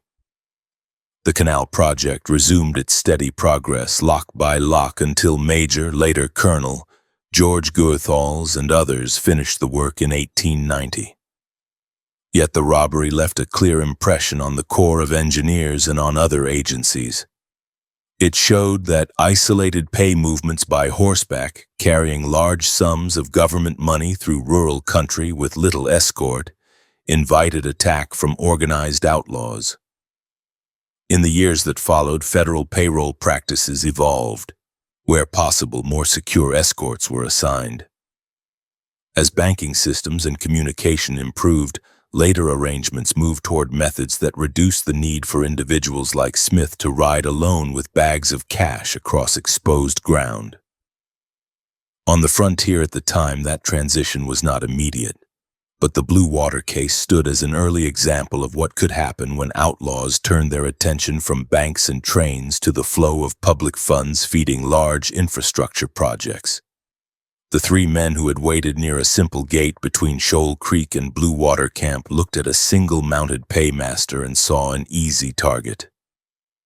They judged that one horseman with a revolver could be overpowered by 3 experienced gunmen, and that the remote canal line would delay any effective response. They were right about the first minutes of that encounter and about the difficulty of immediate pursuit in bad weather. They misjudged the way the United States government, the Corps of Engineers, and law officers in 2 states would treat an armed assault on federal payroll. The robbery at Muscle Shoals ended with a paymaster riding back through a storm to report his loss, a criminal partner dragged in by a local constable when his pockets bulged with gold, and a famous outlaw's brother on trial in a federal court for taking money that was meant to keep stonecutters and canal crews at work along the Tennessee River. March 20, 1889. Night settled over the high country of northern Arizona as the eastbound Atlantic and Pacific train eased toward the stop at Canyon Diablo. The line cut across open plateau, then reached the deep gash of the canyon where a bridge of steel carried the rails over the chasm. Just beyond the east rim stood a small station, a water tank, a telegraph office, and a scatter of weathered buildings that were all that remained of a once wild railroad camp.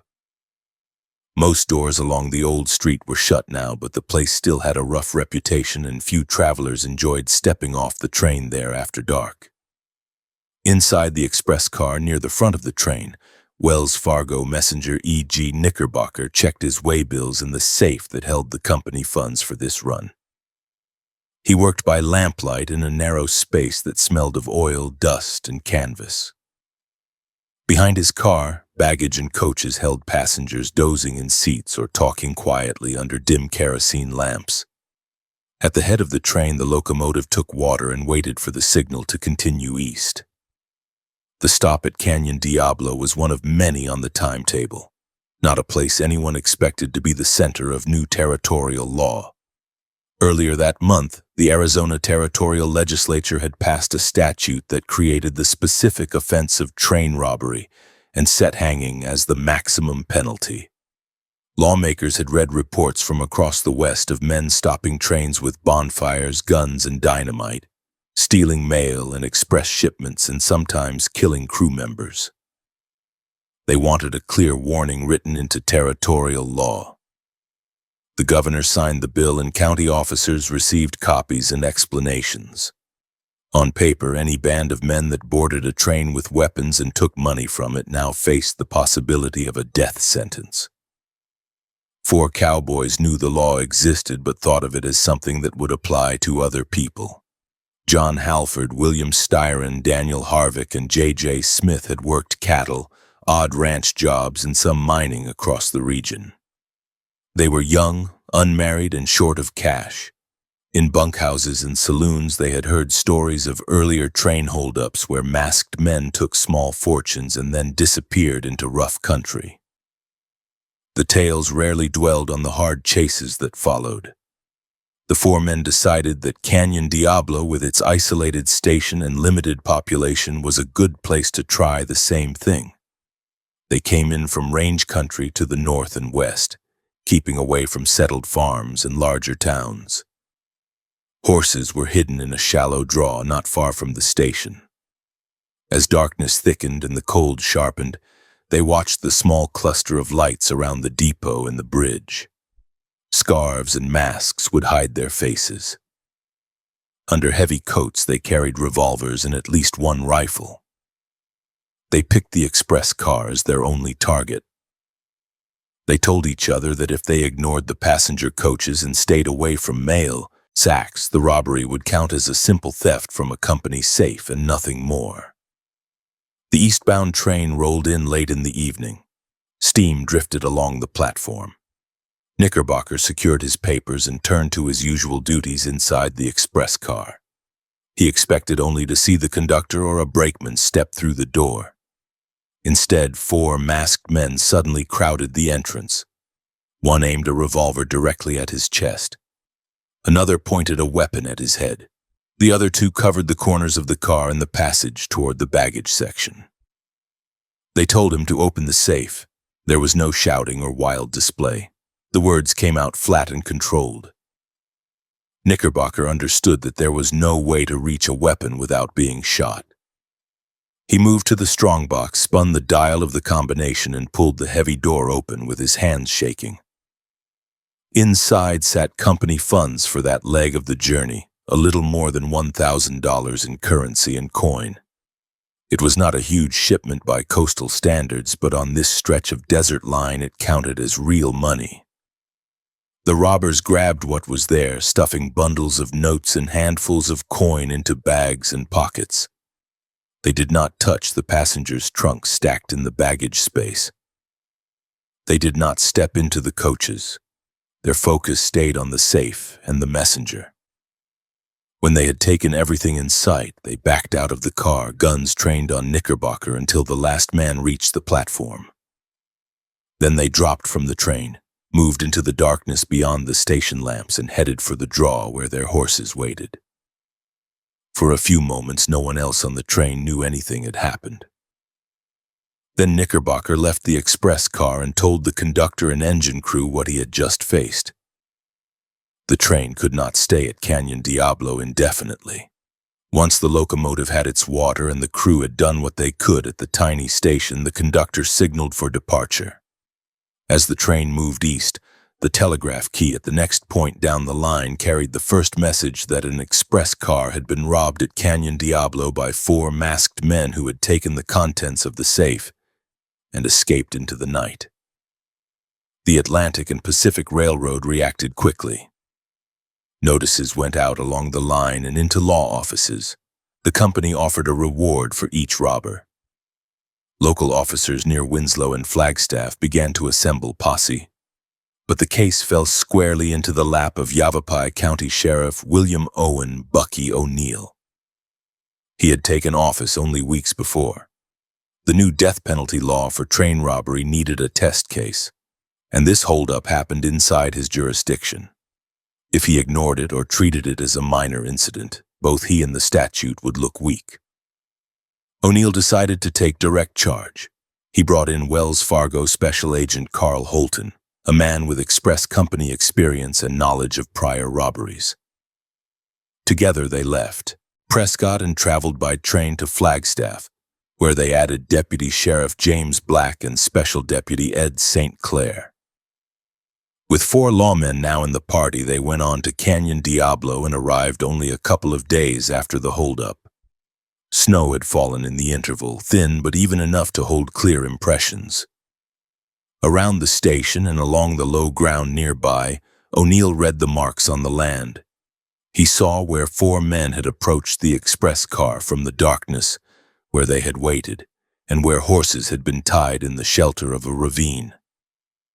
From there, a line of hoof tracks led north away from the railroad across open ground. In new snow, the pattern of 4 shod animals stood out plainly. The lawmen saddled up, took the trail, and rode into country that looked empty in every direction. For days they followed the tracks. The route angled toward the lands of the Navajo reservation, and then across stretches of painted desert. At scattered hogans and trading posts, they asked whether anyone had seen 4 riders moving together, traveling hard. Reports matched the sign on the ground. A trading post operator described 4 strangers who had bought supplies with a lot of cash. Navajo families recalled the same group passing with tired horses and heavy saddlebags. Each confirmation fixed the trail more firmly. The hoof prints led toward the Colorado River at Lee's Ferry, one of the few practical crossing points for many miles. People living near the ferry had already heard about the Canyon Diablo robbery. When the 4 riders arrived, local men tried to organize a stand. They met the outlaws with rifles and told them to surrender. The robbers pulled guns faster, ordered the would-be captors to lay down their weapons, and made them do it. Then they crossed the river by boat and went on along the rugged country in southern Utah, leaving angry but unarmed men behind on the Arizona side. O'Neill and his posse reached Lee's Ferry 2 days later and learned exactly how close they had come. The owner and workers at the crossing told them about the confrontation and the forced disarming. The sheriff did not turn back. He had 4 men in front of him who had robbed a train in a territory that had just put hanging on the books for that crime. He also had a public watching to see whether the new law meant anything. He brought in fresh horses and rode after the trail into Utah. The country ahead was rougher than the Arizona plateau. Timbered canyons, broken ridges, and patches of heavy brush made tracking harder. The outlaws had slowed and were looking for a place where they could rest and stay out of sight. Their animals were thin and sore from constant travel. Ammunition had been used in hunting and in the encounter at the ferry. Whatever money remained from the robbery clinked in their saddlebags but did nothing to ease the strain. On April 1st, in a narrow canyon near the town of Beaver, O'Neill's party finally closed the distance. Smoke from a small campfire drifted along the trees. Horses were picketed nearby. The lawmen dismounted, tied their own animals well back from the fire line, and moved forward among the trunks and rocks. When they saw bedrolls and figures in the camp, O'Neill shouted for the men inside to give up. The answer was gunfire. Bullets snapped through branches and hit bark. One of the posse's horses went down. O'Neill and the others dropped behind cover and began to return fire. The canyon rang with repeated shots. Each side tried to keep heads low while still putting rounds into the other's direction. The skirmish lasted long enough for cartridges to matter. Inside the camp, the four robbers realized that they had no way to break out on horseback without being shot from the slopes, and that staying in place would only end when their ammunition was gone. They made a hard choice and ran on foot. Leaving their camp and animals behind, they scrambled up the slope and tried to slip through the timber. Without horses, they could no longer outpace mounted pursuers. O'Neill's men kept up the pressure. Within a short time, they captured one of the fleeing men.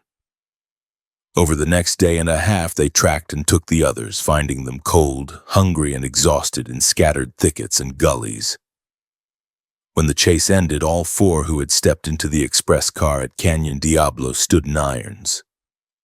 Back in Arizona, they were identified as Halford, Styron, Harvick, and Smith, the same young cowhands who had drifted between range outfits before deciding to rob a train.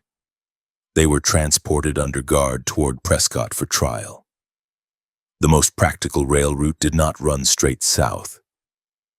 Instead, the officers had to take the prisoners north to Ogden, then east to Cheyenne, then south through Denver and Trinidad, and finally across into New Mexico before turning west again. The circuit was long, but it kept them on established lines with secure holding points. During that trip, trouble struck again. Around midnight, as the train crawled through the passes near Raton, J.J. Smith managed to work one leg free of the chain that linked him to another prisoner. In the confusion of darkness and motion, he slipped to a window, forced it open, and jumped. By the time the guards realized what had happened and stopped the train, he had disappeared into the rocks and brush along the line. Two members of the escort stayed behind to hunt for him. O'Neill and one deputy continued with the remaining three prisoners and delivered them to the territorial jail. The grand jury handed up indictments that listed 2 charges for each man who had been caught. One count was plain robbery. The second was train robbery under the new statute.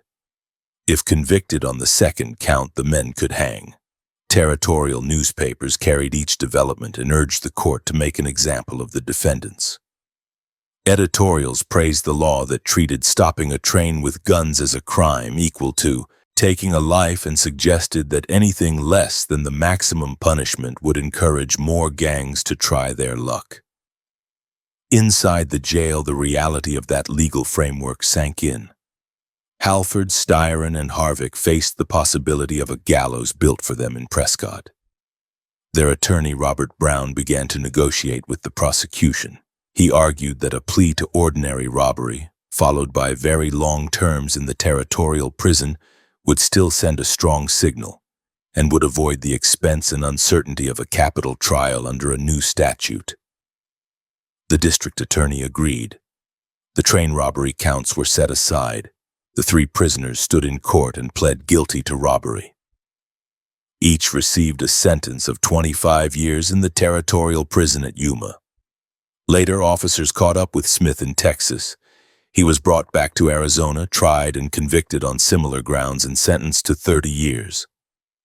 By then, the Canyon Diablo case had already shown that the territory was willing to chase men across several states for a robbery that netted just over $1,000 and had not killed anyone.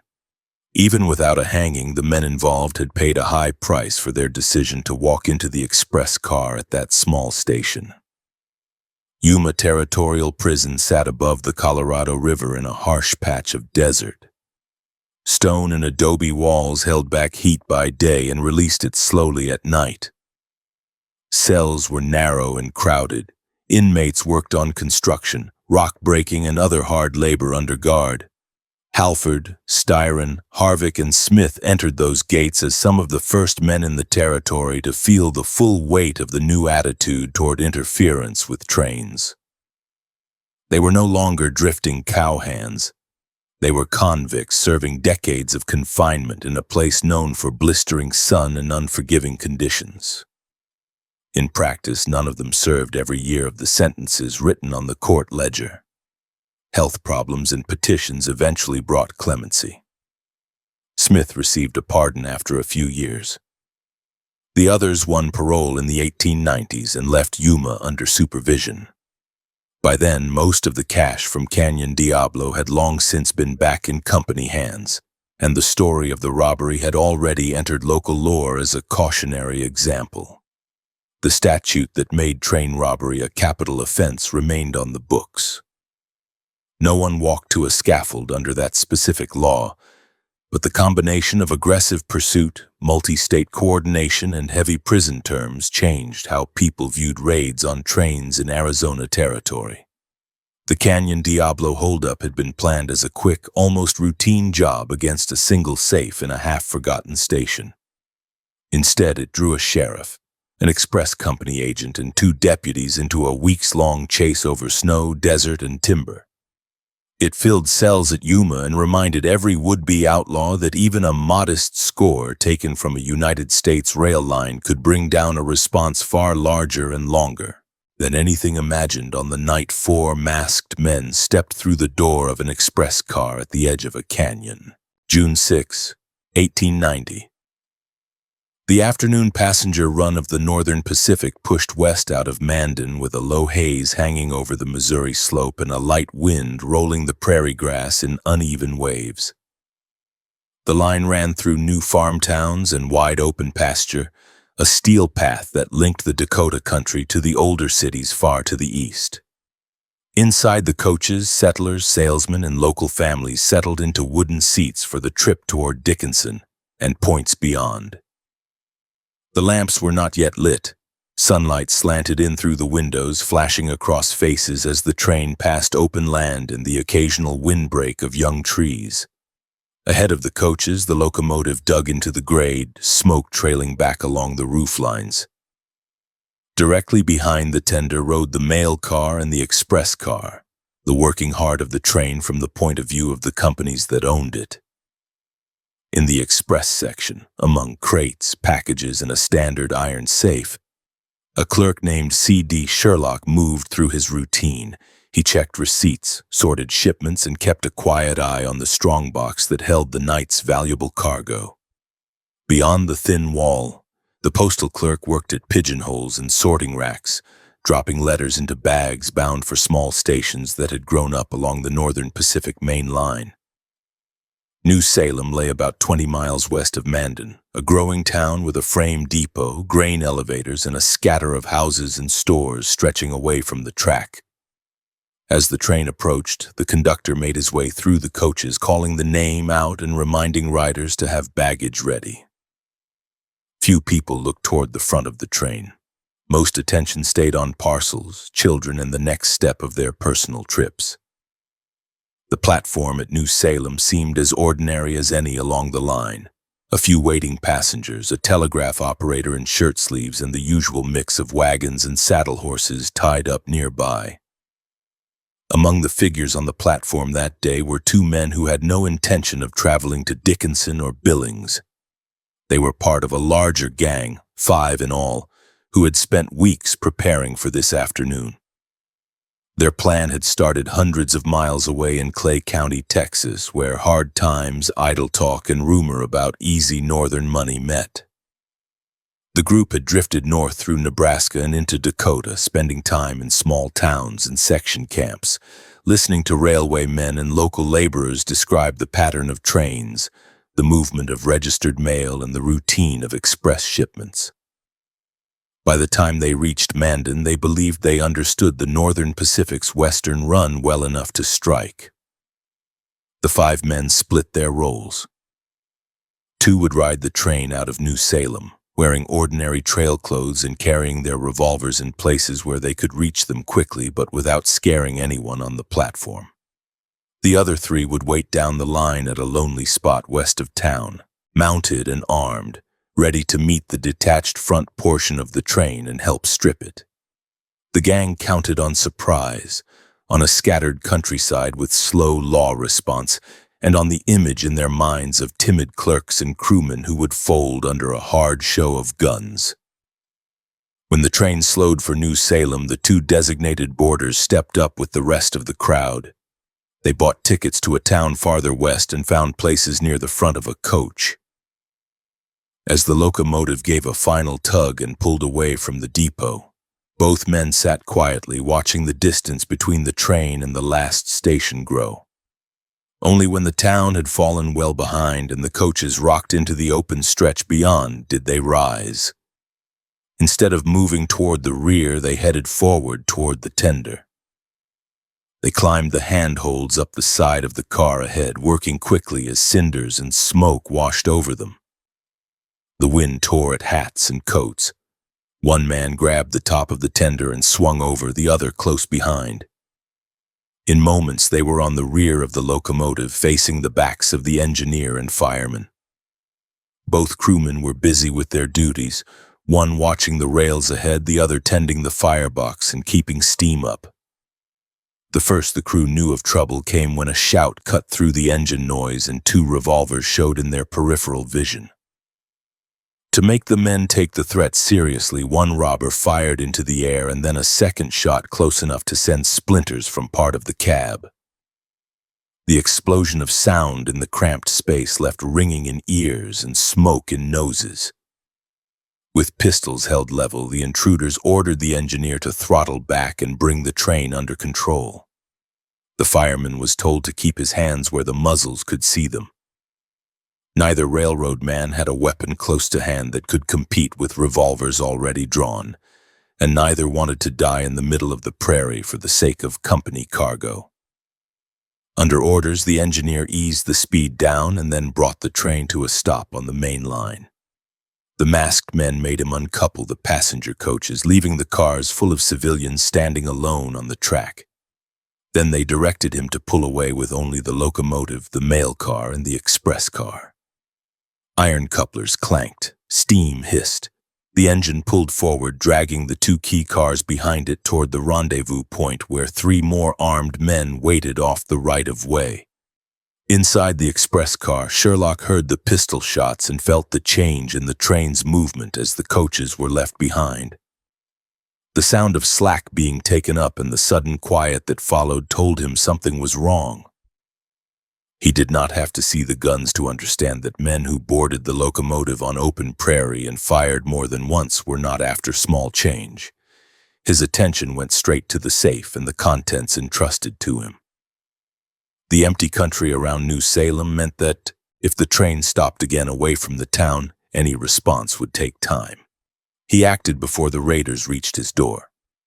He opened the safe, took out currency, registered packets, and whatever small high-value items it held, and hid them in scattered spots around the car. Some went under loose boards, some went into nooks behind crates. Some he tucked into corners that looked like simple boarded spaces at a glance. Once he had stripped the safe, he closed it to make it look as if it had never been touched.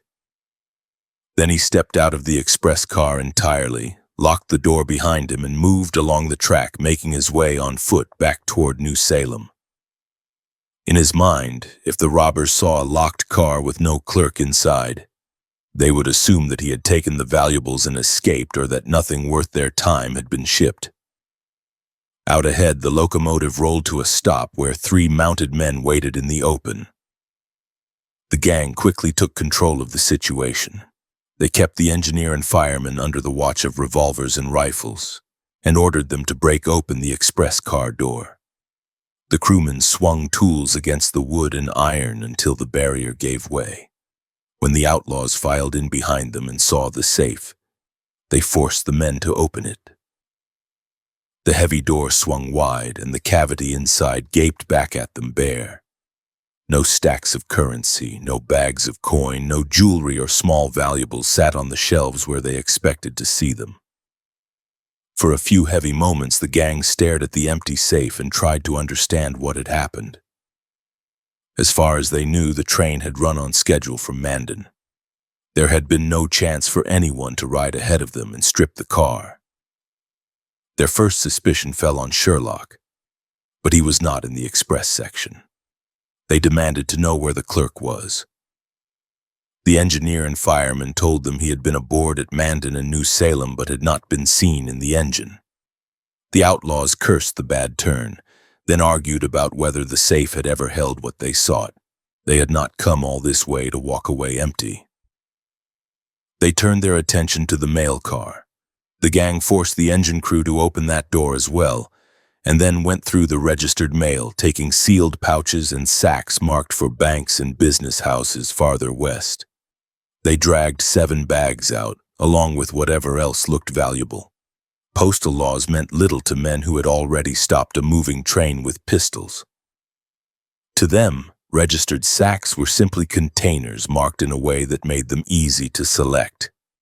Once they had loaded the mail and a few smaller items, they mounted up. Some accounts describe them leaving the engine and cars behind on the prairie. Others speak of them ordering the crew to run forward a set distance before cutting loose. Either way, their focus was now on getting clear of the scene with what they had taken. Back near New Salem, the coaches that had been left on the line bore a carload of confused and nervous passengers. The conductor and trainmen pieced together what they could from what the crew up front had told them before being forced away. Telegraph operators in town quickly tapped out messages to Mandan and to other points along the northern Pacific. Within hours, word spread that a train had been held up west of New Salem, that the mail had been taken, and that the express safe had been found open and bare. Sheriff Hayes of Morton County took up the case from the civilian side. He was accustomed to dealing with cattle thieves, drunken fights, and the usual small-town trouble. But an armed robbery of a main-line train that carried United States mail and valuable shipments demanded more than routine work. He organized a posse from local ranchers and townsmen, men who could ride long miles and read sign on the ground. Information from railroad officials and from Sherlock helped fix the timing and direction of the robbers' escape. 4 days after the robbery, the posse picked up sign near the Grand River country. Tracks of saddle horses showed where a rider had tried to push an animal hard through rough ground. In that same stretch, they found a played-out horse collapsing under the strain of the trip. Nearby, they spotted a man whose body language marked nerves more than innocence.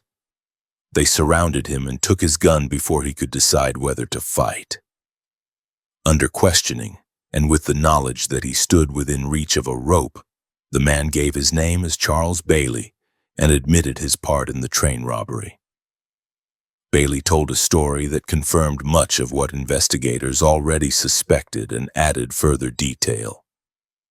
5 men had hatched the plan in Clay County, Texas, after hearing about the Northern Pacific and the value of registered mail on western runs. They had drifted north, refining the scheme in Nebraska while picking up information about train schedules and security. Mandan had served as their base when the time came. 2 boarded at New Salem as arranged. 3 waited ahead with horses. After the robbery, they had divided the mail and valuables and scattered. Bailey said 2 went east, carrying their shares toward older states where they might pass as ordinary laborers. 2 others headed west for different country. Bailey himself had chosen to make for the Black Hills region with his portion of the loot. He also tried to buy his way out. According to reports, he offered Sheriff Hayes a bribe worth more than the posted reward, promising cash and perhaps information in exchange for being quietly allowed to ride on. Hayes refused. He told Bailey that his work was to bring in criminals, not turn them loose for a cut of their take. Bailey went from that confrontation to territorial court, and from there to a penitentiary at Sioux Falls in South Dakota with an 8-year sentence hanging over his future. While county officers and local juries dealt with Bailey, a wider pursuit began for the others. The robbery had included not just express funds but registered mail, which brought the federal post office and its inspectors into the case. One of them, a detective named Watkins, followed traces of the New Salem robbers across a sprawling map.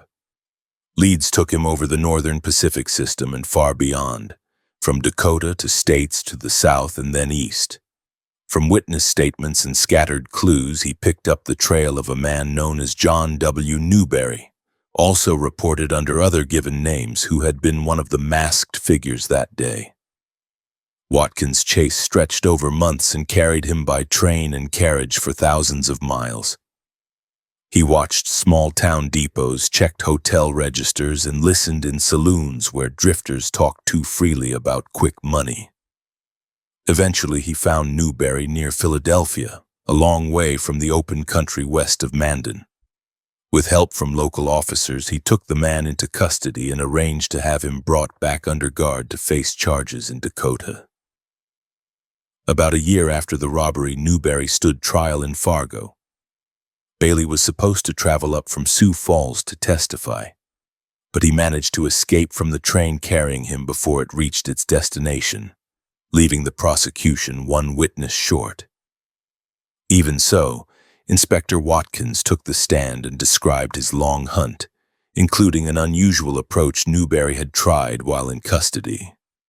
The prisoner had suggested that Watkins supply him with a small saw, a horse, and a blank warrant, promising money if the inspector would then pretend to be a federal marshal transporting him, arrange an escape, and present the warrant as cover if questioned.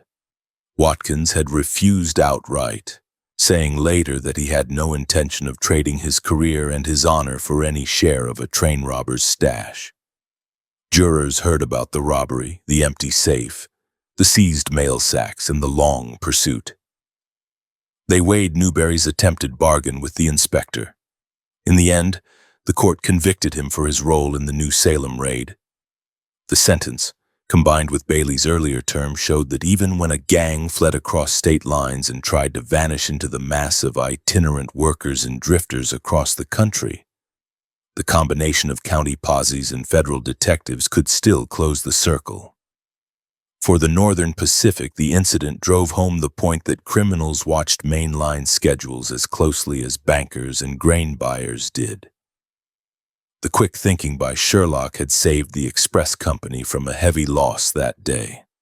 But the robbers' willingness to strip registered mail and threaten crewmen meant that future trains on that stretch could not be treated as routine runs through harmless country.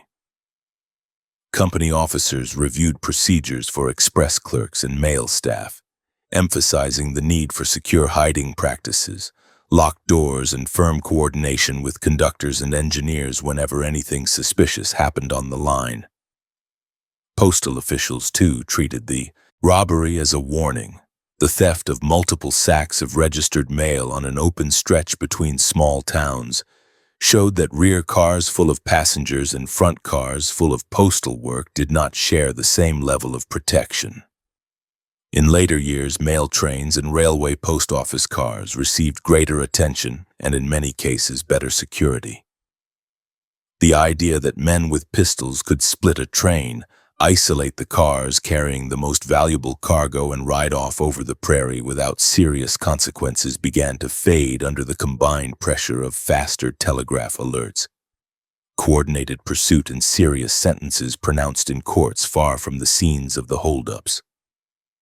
The 5 men who had first discussed robbing a Dakota train in a Texas county had pictured a simple job on a quiet line, a quick separation of key cars, an easy forcing of a clerk to open a safe, and a clean escape.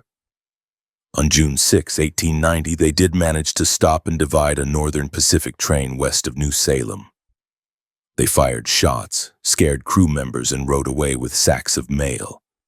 Yet the moment Sherlock made his choice in the express car, the central part of their plan collapsed.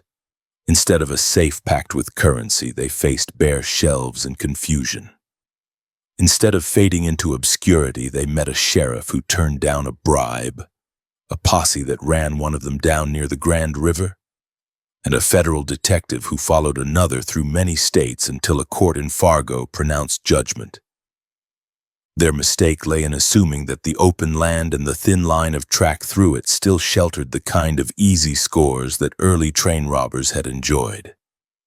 By 1890, wires, records, and organized pursuit had turned that stretch of railroad into a place where an empty safe and a few scattered sacks could mark the beginning of a long, hard end to a brief career in outlaw work. September 9, 1899. Heat still clung to the siding at Cochise Station after dark, held in the boards of the depot and the ballast between the rails. The wind had dropped, leaving the small settlement almost silent except for the ticking of the telegraph instrument inside the station and the low murmur from the saloon across the tracks. A few freight wagons stood in the yard. Beyond the dim circle of lamplight, the desert opened in all directions, broken only by mesquite, low ridges, and the black line of the Southern Pacific track running east and west. In the town of Wilcox, not many miles away, Deputy Sheriff Bert Alvord had spent the afternoon moving between saloons in the depot gathering talk. Alvord was in his early 30s, short and stocky with a heavy mustache and restless eyes. He had grown up along the border, had worked as a guard, a constable, and a deputy, and knew every whiskey counter and gambling table between Benson and Solomonville. His badge gave him authority to arrest drunks and break up brawls. It also gave him access to railroad timetables, express messengers, and telegraph men who spoke freely in his presence. In recent years, money had always seemed just out of reach for him. Wages as a deputy barely covered his own drinking and card habits. Ranch work paid no better. He watched cattle owners and mine investors move through Wilcox with full pockets while he carried warrants and listened to complaints. Somewhere along the line, the temptation to use his knowledge and position for something bigger pushed past whatever sense of duty he had once felt. By 1899, people in the district whispered that Alvord kept company with men who spent more cash than their jobs explained. Those men now formed the core of his gang. William Downing, a hard-featured former Texas cowboy and sometime stage robber, drifted in and out of town, spending money freely and nursing grudges against any authority that tried to pin him down. William Billy Stiles, younger and faster on a horse, had worked as a deputy under Alvord and knew exactly how the office handled warrants, evidence, and prisoner transfers. Three-fingered Jack Dunlop, scarred by an accident that had left him with part of a hand missing, carried himself with the rough confidence of a man who had already been on the wrong side of the law and lived through it. Around them clustered other riders and hangers-on from ranches and saloons, some Mexican, some Anglo, all willing to take a gun in hand if the payoff looked big enough. In the late summer of 1899, Alvord learned that certain Southern Pacific trains passing through Cochise carried strongboxes with express shipments and, at times, government funds on their way to forts and posts in southern Arizona. He knew the Cochise siding was thinly manned at night with only an agent and perhaps a helper in the depot, and no permanent guard detail. Trains slowed there to set out and pick up cars or to meet opposing traffic. To a deputy who knew the schedule, Cochise Station looked like a weak spot on a steel line that held a great deal of money in transit. Planning for the robbery took place in back rooms and on short rides out from Wilcox. The gang picked a specific westbound train that would pass through Cochise late in the evening, carrying a Wells Fargo express car near the front. They decided to take only the express and leave passengers alone, partly to keep down the chance of bloodshed, partly to avoid drawing more attention than necessary. Masks and bandanas would conceal their faces. Their weapons would be a mix of Winchester repeaters, shotguns, and revolvers. Sticks of dynamite, easily obtained in mining country, would serve as the answer if the express safe sat on a time lock or if the messenger refused to open it. On the afternoon of September 9, Alvord moved around town in his usual way, speaking with railroad men and appearing to perform routine law duties. That helped keep suspicion low. By nightfall, he had slipped out with Stiles and several others riding south and west toward Cochise along back trails. Downing and Dunlop came in from another direction to avoid being seen in a group with the deputy. By full dark, horses were tied in brush near the siding, and masked men moved quietly around the edges of the station grounds, checking lighted windows and the pattern of anyone still awake. Inside the depot, the station agent watched the clock and telegraph, expecting the approach of the westbound. A helper sorted waybills. They heard nothing at first beyond the faint tapping of the instrument and a dog barking in the distance. Then the door swung open and several men stepped in with guns leveled. Scarves and hats hid their features. One told the agent to sit still if he wanted to stay alive. Another moved straight to the telegraph table and knocked the key aside with a gloved hand, then cut the line so no message could go out. The room fell into a tense silence broken only by the rough breathing of the intruders and the agent's short, shaken answers to their questions. While two bandits held the depot under their control, the rest took positions along the platform and near the switches. Lanterns were shaded. Rifles and shotguns were checked one last time. Down the line, the headlight of the oncoming train grew from a faint glow to a bright circle, then to a blinding beam that illuminated rails, signal posts, and the silhouettes of men against the night. The engineer whistled for the station, eased his throttle, and prepared to roll past the siding at a steady pace unless flagged. The gang made sure he had to stop. One man stepped onto the track with a hand lamp and a red cloth, waving the signal slowly from side to side. In that country, a false signal could mean a disabled car ahead or livestock on the line. The engineer reacted as trained, bringing the speed down until the train crawled into the station limits and finally came to a halt with the locomotive near the water tank and the express car opposite the depot. Brakes clamped onto wheels, sending up a small shower of sparks that faded quickly into the darkness. Before the train crew could fully understand why they had been stopped, masked men swarmed toward the front. Two climbed the ladder into the cab, guns leveled at the engineer and fireman. They ordered both men to keep their hands visible and to do exactly as they were told. Another pair moved directly to the express car door and hammered on it with rifle butts. Inside, the Wells Fargo messenger, a man named Charles Adair, had felt the unusual halt and now heard the blows and muffled shouts outside. He reached for his weapon but saw the outline of gun barrels through the side window and heard orders to open up or be blown out. Adair cracked the door cautiously and a shotgun muzzle pushed through the gap, pressing into his chest. The bandits forced the door wide and stepped into the narrow car, filling it with the smell of sweat, tobacco, and gun oil. They demanded that he open the safe. He told them it was on a time lock that would not release until a set hour, a system meant to prevent robbery by making threats useless. The gang did not waste time arguing about clockwork. One of them called for the dynamite. Sticks wrapped in paper and bound together were brought in and laid against the safe door. A short fuse was twisted into place. Adair was shoved toward the far end of the car and told to get down. The outlaws stepped back toward the doorway and shouted to the locomotive crew to take cover. A match flared, the fuse caught, and for several seconds the only sounds were its sharp hiss and the low curses of men waiting for the blast. Then a heavy explosion shook the express car, slamming noise and pressure into every corner. The safe door bulged and ripped. Fragments of metal and splinters of wood flew across the compartment. Glass broke in the side windows. Smoke and dust filled the air. When the haze cleared enough to see, the gang stepped back inside and went straight to the broken safe. The blast had twisted the door and blown it partly off, exposing shelves and the scattered remains of small boxes. They did not find the fortune they had imagined. There was money there, in banknotes and coin, but not a massive shipment. Accounts afterward placed the total haul in the low thousands.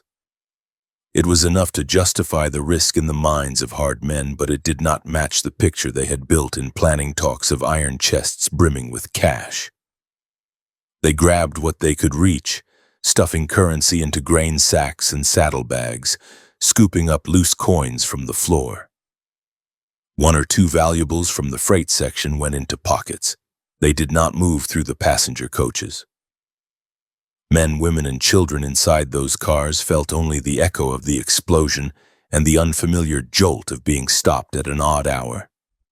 Conductors and brakeman tried to calm them and keep them in their seats, warning them to stay away from the forward end of the train. The gang had decided in advance that shooting up crowded coaches would bring too much heat and add little to the take. Once the bags were filled, the robbers began to pull out. They backed away from the express car, still keeping guns on the crew, then disappeared down from the platform into the darkness where their horses waited. In the depot, the station agent remained under guard until the last minute. When the bandit watching him got word that the others were clear, he told the agent to stay put and then ran for his own horse. A moment later, the pounding of hooves marked the retreat of half a dozen riders into the open country south and east of the siding. Only then did the agent reach for the telegraph wire and discover that it had been cut. He and the helper worked with pliers and short pieces kept in the depot for just such emergencies, hurriedly twisting metal back together and restoring the circuit. When the key finally came alive again, he tapped out the news that the westbound express had been held at Cochise, that masked men had blown the safe and had ridden off with a bag of currency. From nearby stations, the same message moved along the line, relayed and repeated until it reached railroad offices in Tucson and points beyond. In Wilcox, the news landed in a place that contained both the law and one of the men responsible for the crime. Sheriff Scott White, a seasoned officer who had seen his share of rustling and barroom killings, understood at once that this was more than a local squabble. Robbing an express car, damaging a safe, and interfering with the mail on a main line counted as a major offense. Under territorial law, stopping a train with weapons and taking money from it was written down as a form of train robbery severe enough to expose men to the death penalty or to very long terms in Yuma. Alvord, as deputy, pretended outrage and hurried to be seen on the street and at the telegraph office. He spoke loudly about forming a posse and volunteered information about possible strangers in the area. For the moment, White accepted his help, because the deputy knew the country and could ride long miles without complaint. Posse members saddled up and rode out to search for tracks leading away from Cochise. The ground around the siding held many hoof marks, but beyond that the desert offered numerous washes and hardpan stretches where sign faded quickly. Over the next days and weeks, suspicion began to tighten around certain men.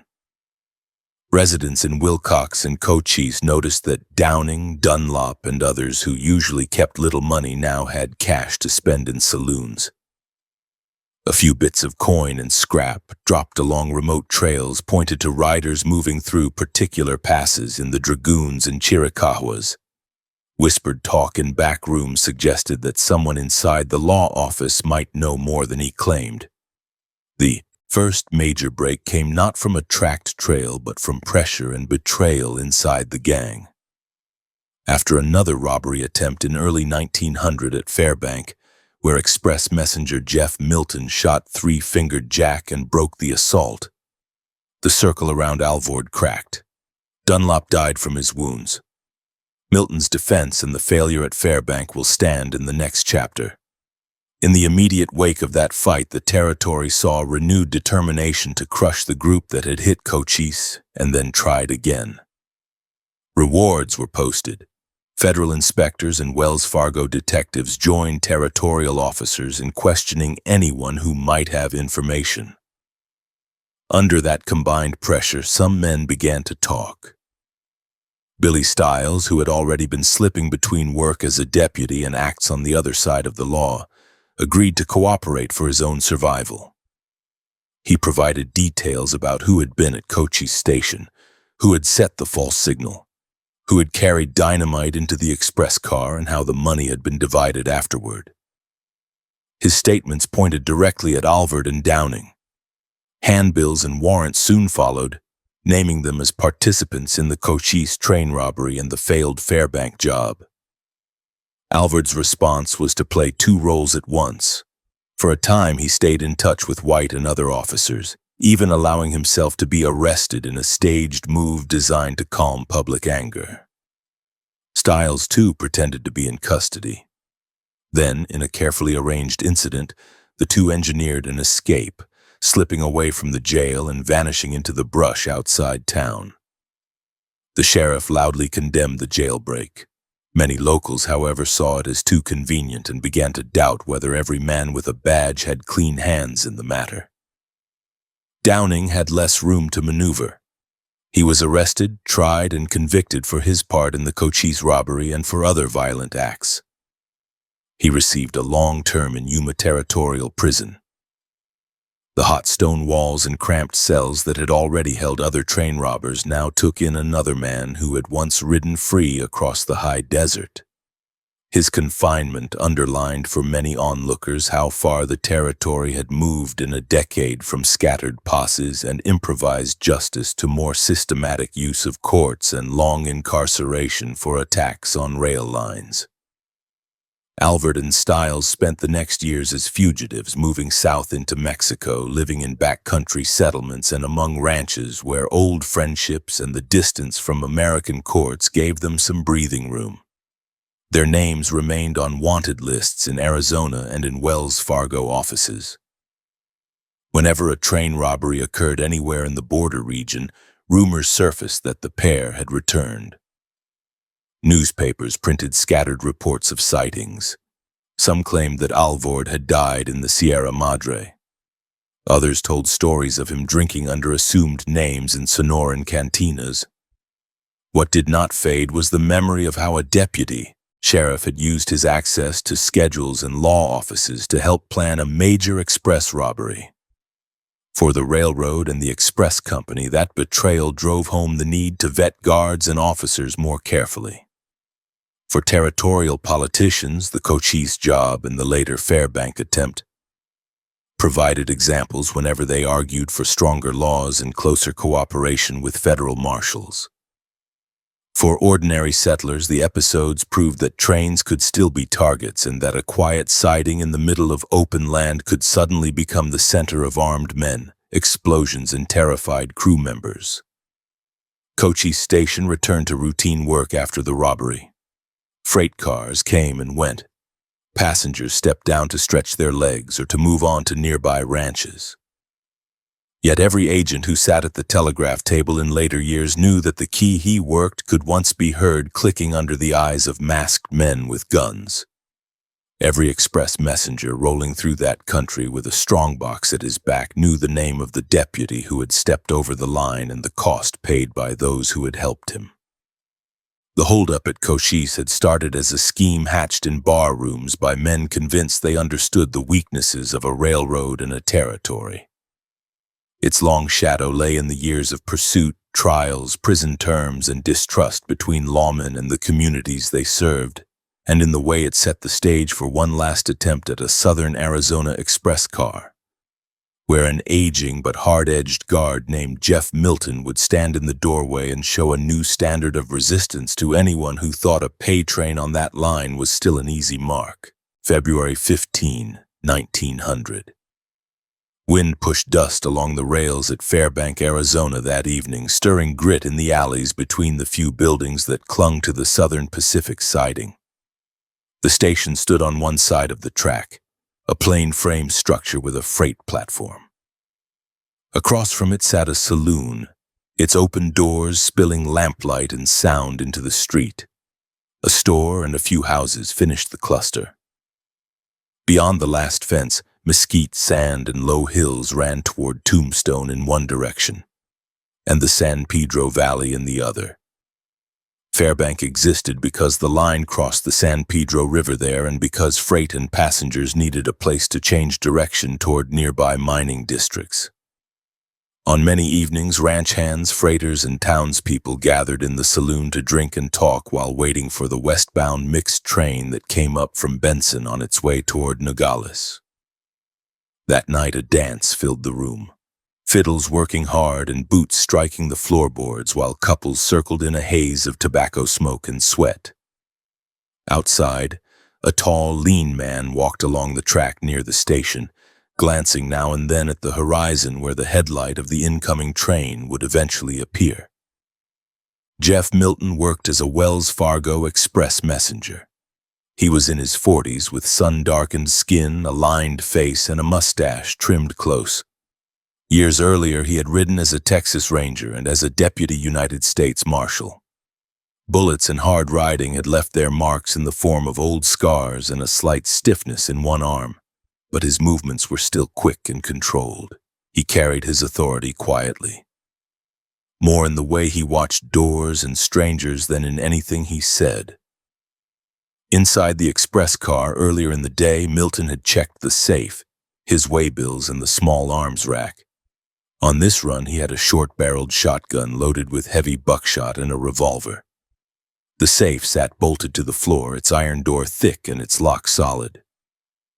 Most nights it held assorted valuables, registered packages, and local consignments. Often it also carried government funds, including pay and expenses for Fort Huachuca and other army posts in the region. The amounts varied, but everyone who worked the line understood that sometimes an express car on that route held United States payroll money. Other men understood it too. In the months since the Cochise Station robbery, Bert Alvord and the remnants of his circle had been looking for another shot at an express car. Cochise had brought in only a modest haul in heavy pursuit. The attempt had burned bridges with some local saloon owners and ranchers. Alvord still held a deputy's badge in Cochise County, but trust in him had thinned. He knew the Southern Pacific schedule as well as ever. He knew that Fairbank, closer to Tombstone, saw regular evening crowds and that the track layout forced trains to slow to cross the river and stop near the station. From his point of view, a train that might carry a Fort Huachuca payroll and a town full of music and confusion looked like a better stage for a second try than a lonely siding. To reduce his own risk, Alvord stayed away from the actual scene and let others handle the direct work. He and William "Billy" Stiles helped plan the strike, provided information, and lined up men willing to ride. Among them were William "Three-Fingered Jack" Dunlop, a hard-faced outlaw who had already taken part in the Cochise robbery, and several Mexican and Anglo accomplices whose names later appeared in reports as Bravo, Juan Yoas, Fred Robson, and others. They were told that the target train might be moving government money for the fort and that a hard push at the express car could bring a large sum in one night. The plan made use of the dance. Bandits could mix with the crowd without drawing attention, then slip into place at the moment the train arrived. The express messenger would be isolated in his car, doors open for loading and unloading while the locomotive stood close to the station. With men firing from several angles, the guard could be overwhelmed quickly. Someone would then force him or his body away from the safe, and the gang could strip it before army patrols or county officers could ride in from nearby posts and towns. As darkness fell, several men who were part of the scheme took positions in and around the saloon. One leaned at the bar, hat low, watching the door. Another stayed near the entrance to the dance floor, turning his head whenever someone new stepped into the room. Others waited outside where they could see both the track and the station yard.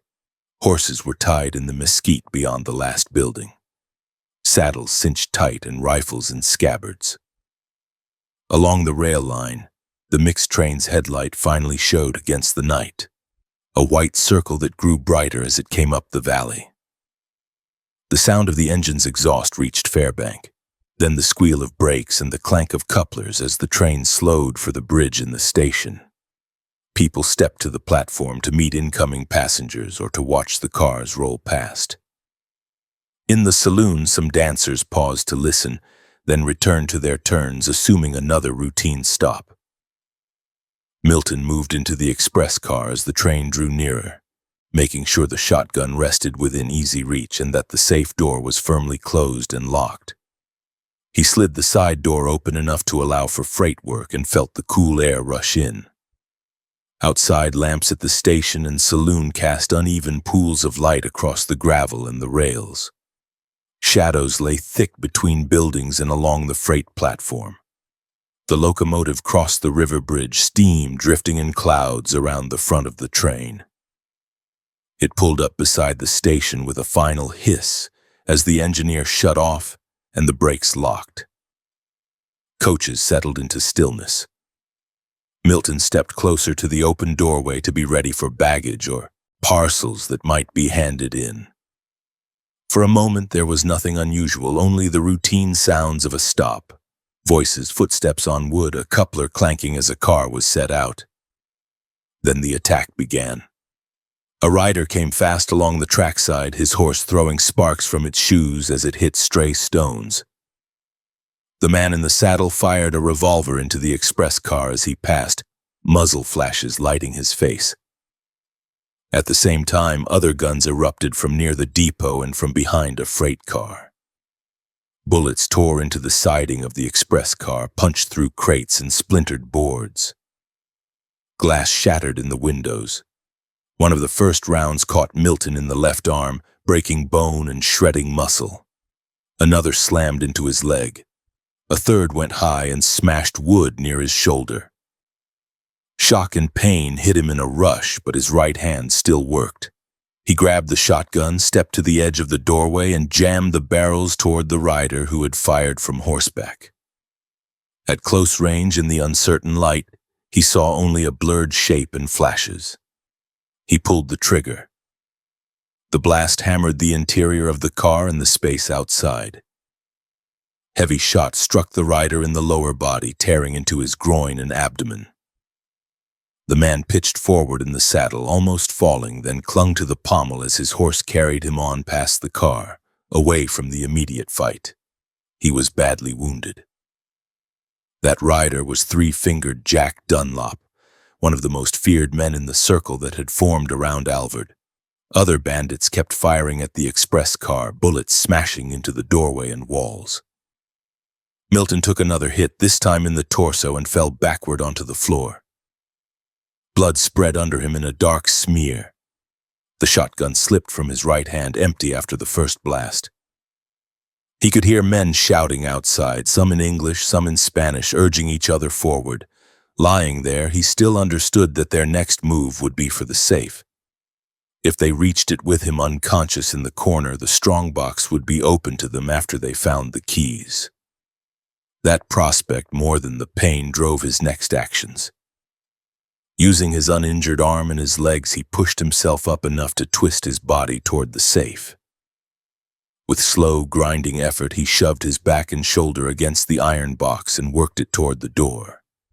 The safe was heavy, but it did not need to move far. Outside, the attackers neared the express car, expecting to force their way in. Inside, Milton dug in his heel and pushed. The safe slid a short distance and jammed against the doorway, blocking most of the opening. He grabbed the keys with his good hand and flung them into the dark corner of the car where they would be hard to find quickly. Only after that did he let himself drop fully to the floor, light fading at the edges of his vision while shots still cracked outside.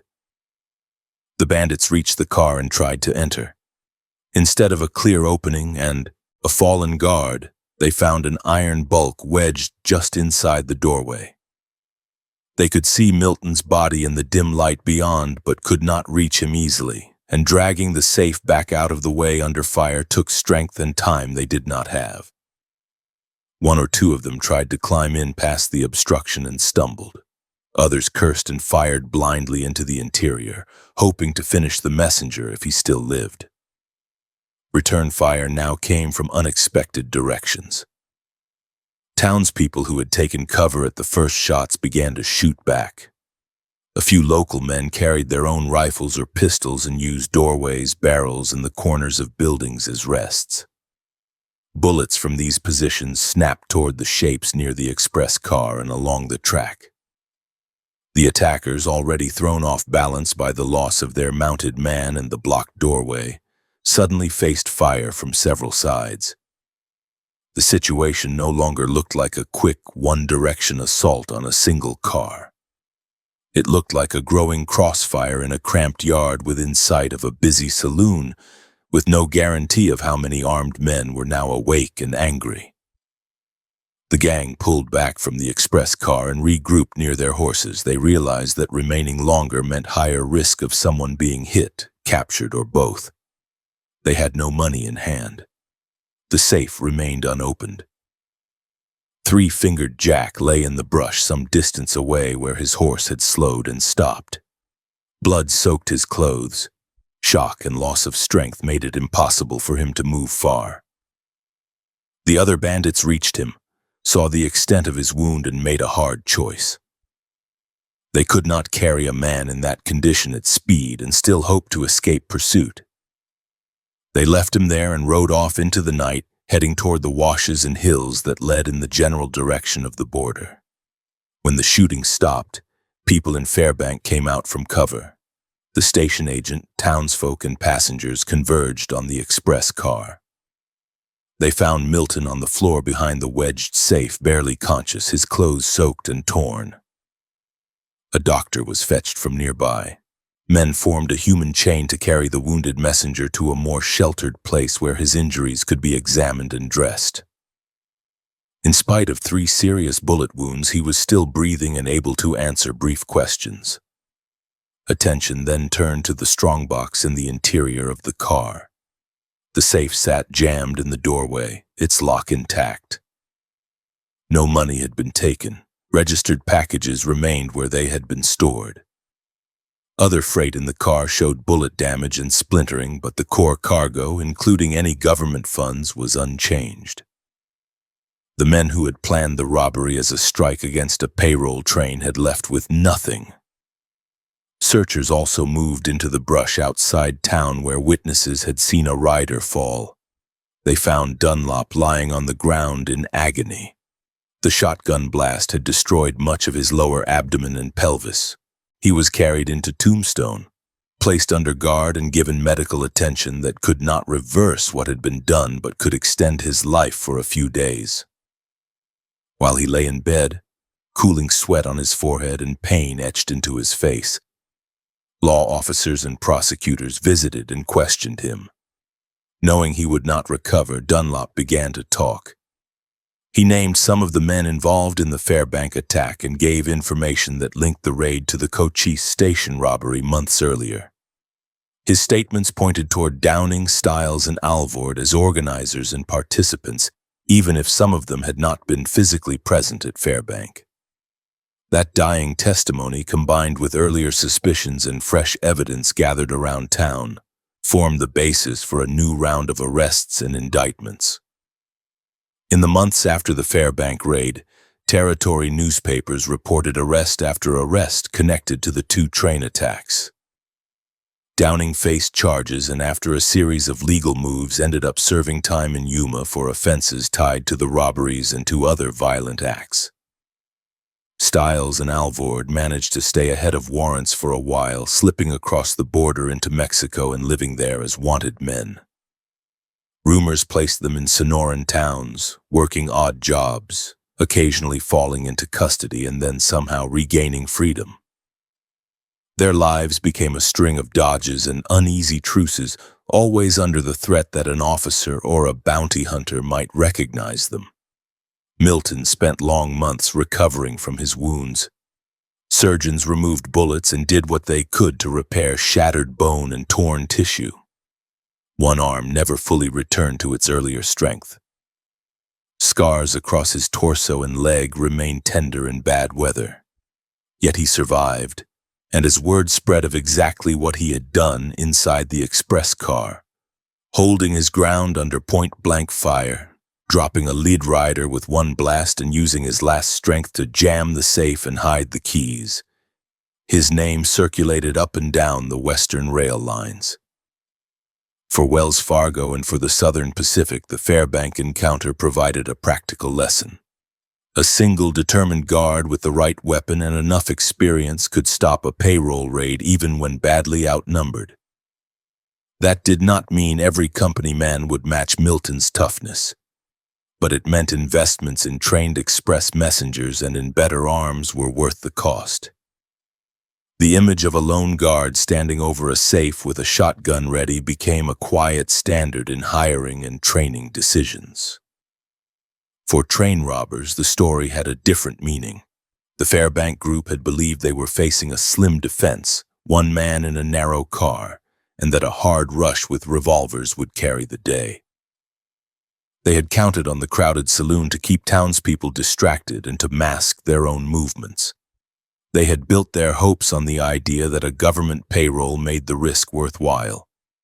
Instead, they ran into a veteran of years of law work, who used his shotgun with precision, and who refused to yield his position even after 3 bullets hit home.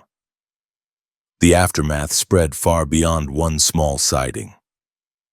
Courts in Arizona and federal offices in Washington read the reports. Territorial leaders pointed to the Cochise and Fairbank cases when they argued for continued strong punishments for interference with trains. Postal inspectors, Army officers, and express company managers all used the events as examples in instructions and briefings. The combination of hardened guards, organized law officers, shared information, and telegraph alerts made the window for successful train robbery smaller and smaller. By the time the new century settled in, attempts like Fairbank had become rare. Outlaws had not vanished, but the days when a small gang could repeatedly stop mainline trains, raid safes, and melt back into ungoverned country were closing. Steel track, armed messengers, territorial prison cells, and coordinated pursuit had changed the balance. At Fairbank on a February night, a handful of men tried to treat an express car that might have carried United States payroll as an easy mark. They rode away with no money, one partner dying and their names moving steadily toward indictments, trials, or exile. In doing so, they marked one of the last times in the Old West that a group of outlaws would openly challenge a U.S. supply train and learn too late how much force now waited on the other side of the car door.